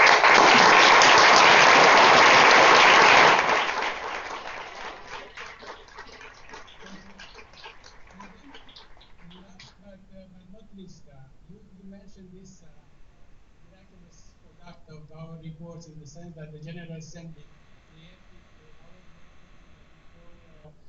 having the report published, there is an explanation. When you mentioned that there was someone at the end of the rope, yes, there was. Jackson is with us here. She was the one being very inspired and asking us if we have anything to say about this new resolution. And Inspector Pro Jackson is here. It takes two to make a tango, and she helped us.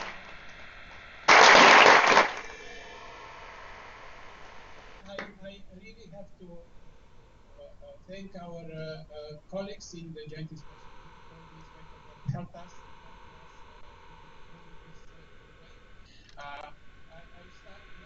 By physical coincidence, Inspector Afifi, who really encouraged us from the very beginning in our effort, including related to this conference. The member of the current bureau, Inspector Kramer, Inspector Flores Calleja, he worked us a lot. The previous bureau, last year, Inspector Gopinathan and Inspector Tarasov. So I don't see other inspectors in the room, but they really were a special help for our project.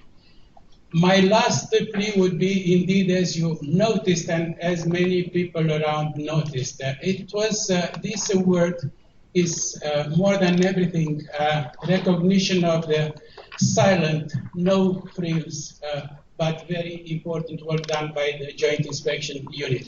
I am convinced that put together and taken into account in a more active and dynamic way, the recommendations of the Joint Inspection Unit produced over the years would really make an impact, a reformative impact on the United Nations system.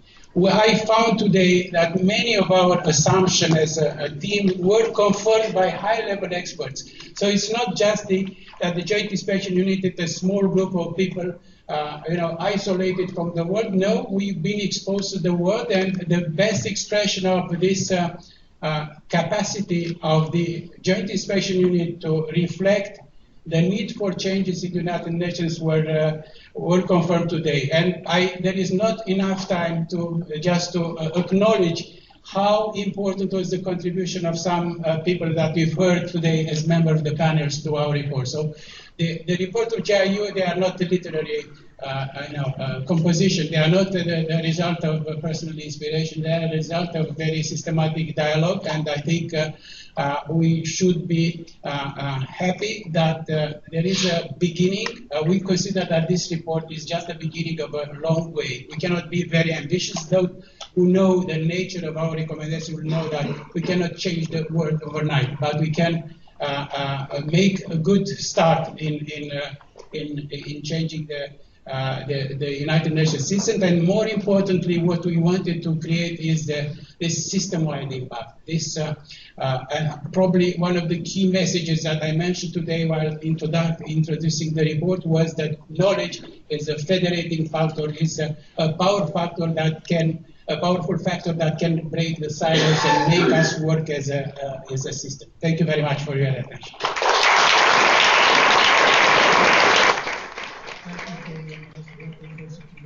The contributions of the others.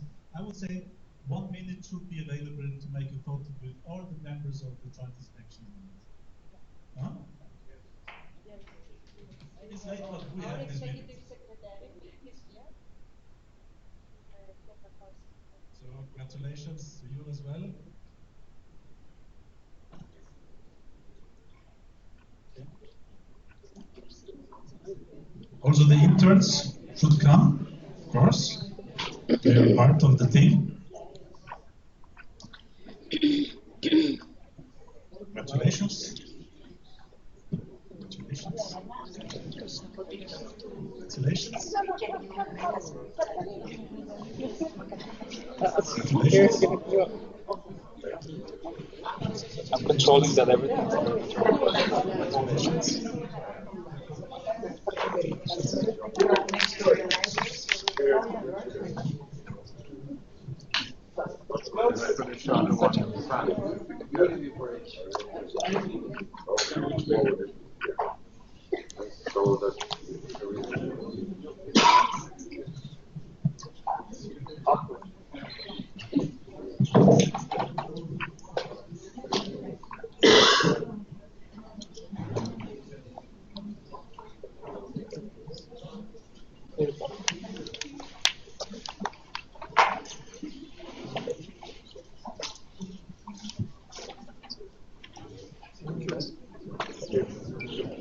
what we have. Thank you very much. Thank you.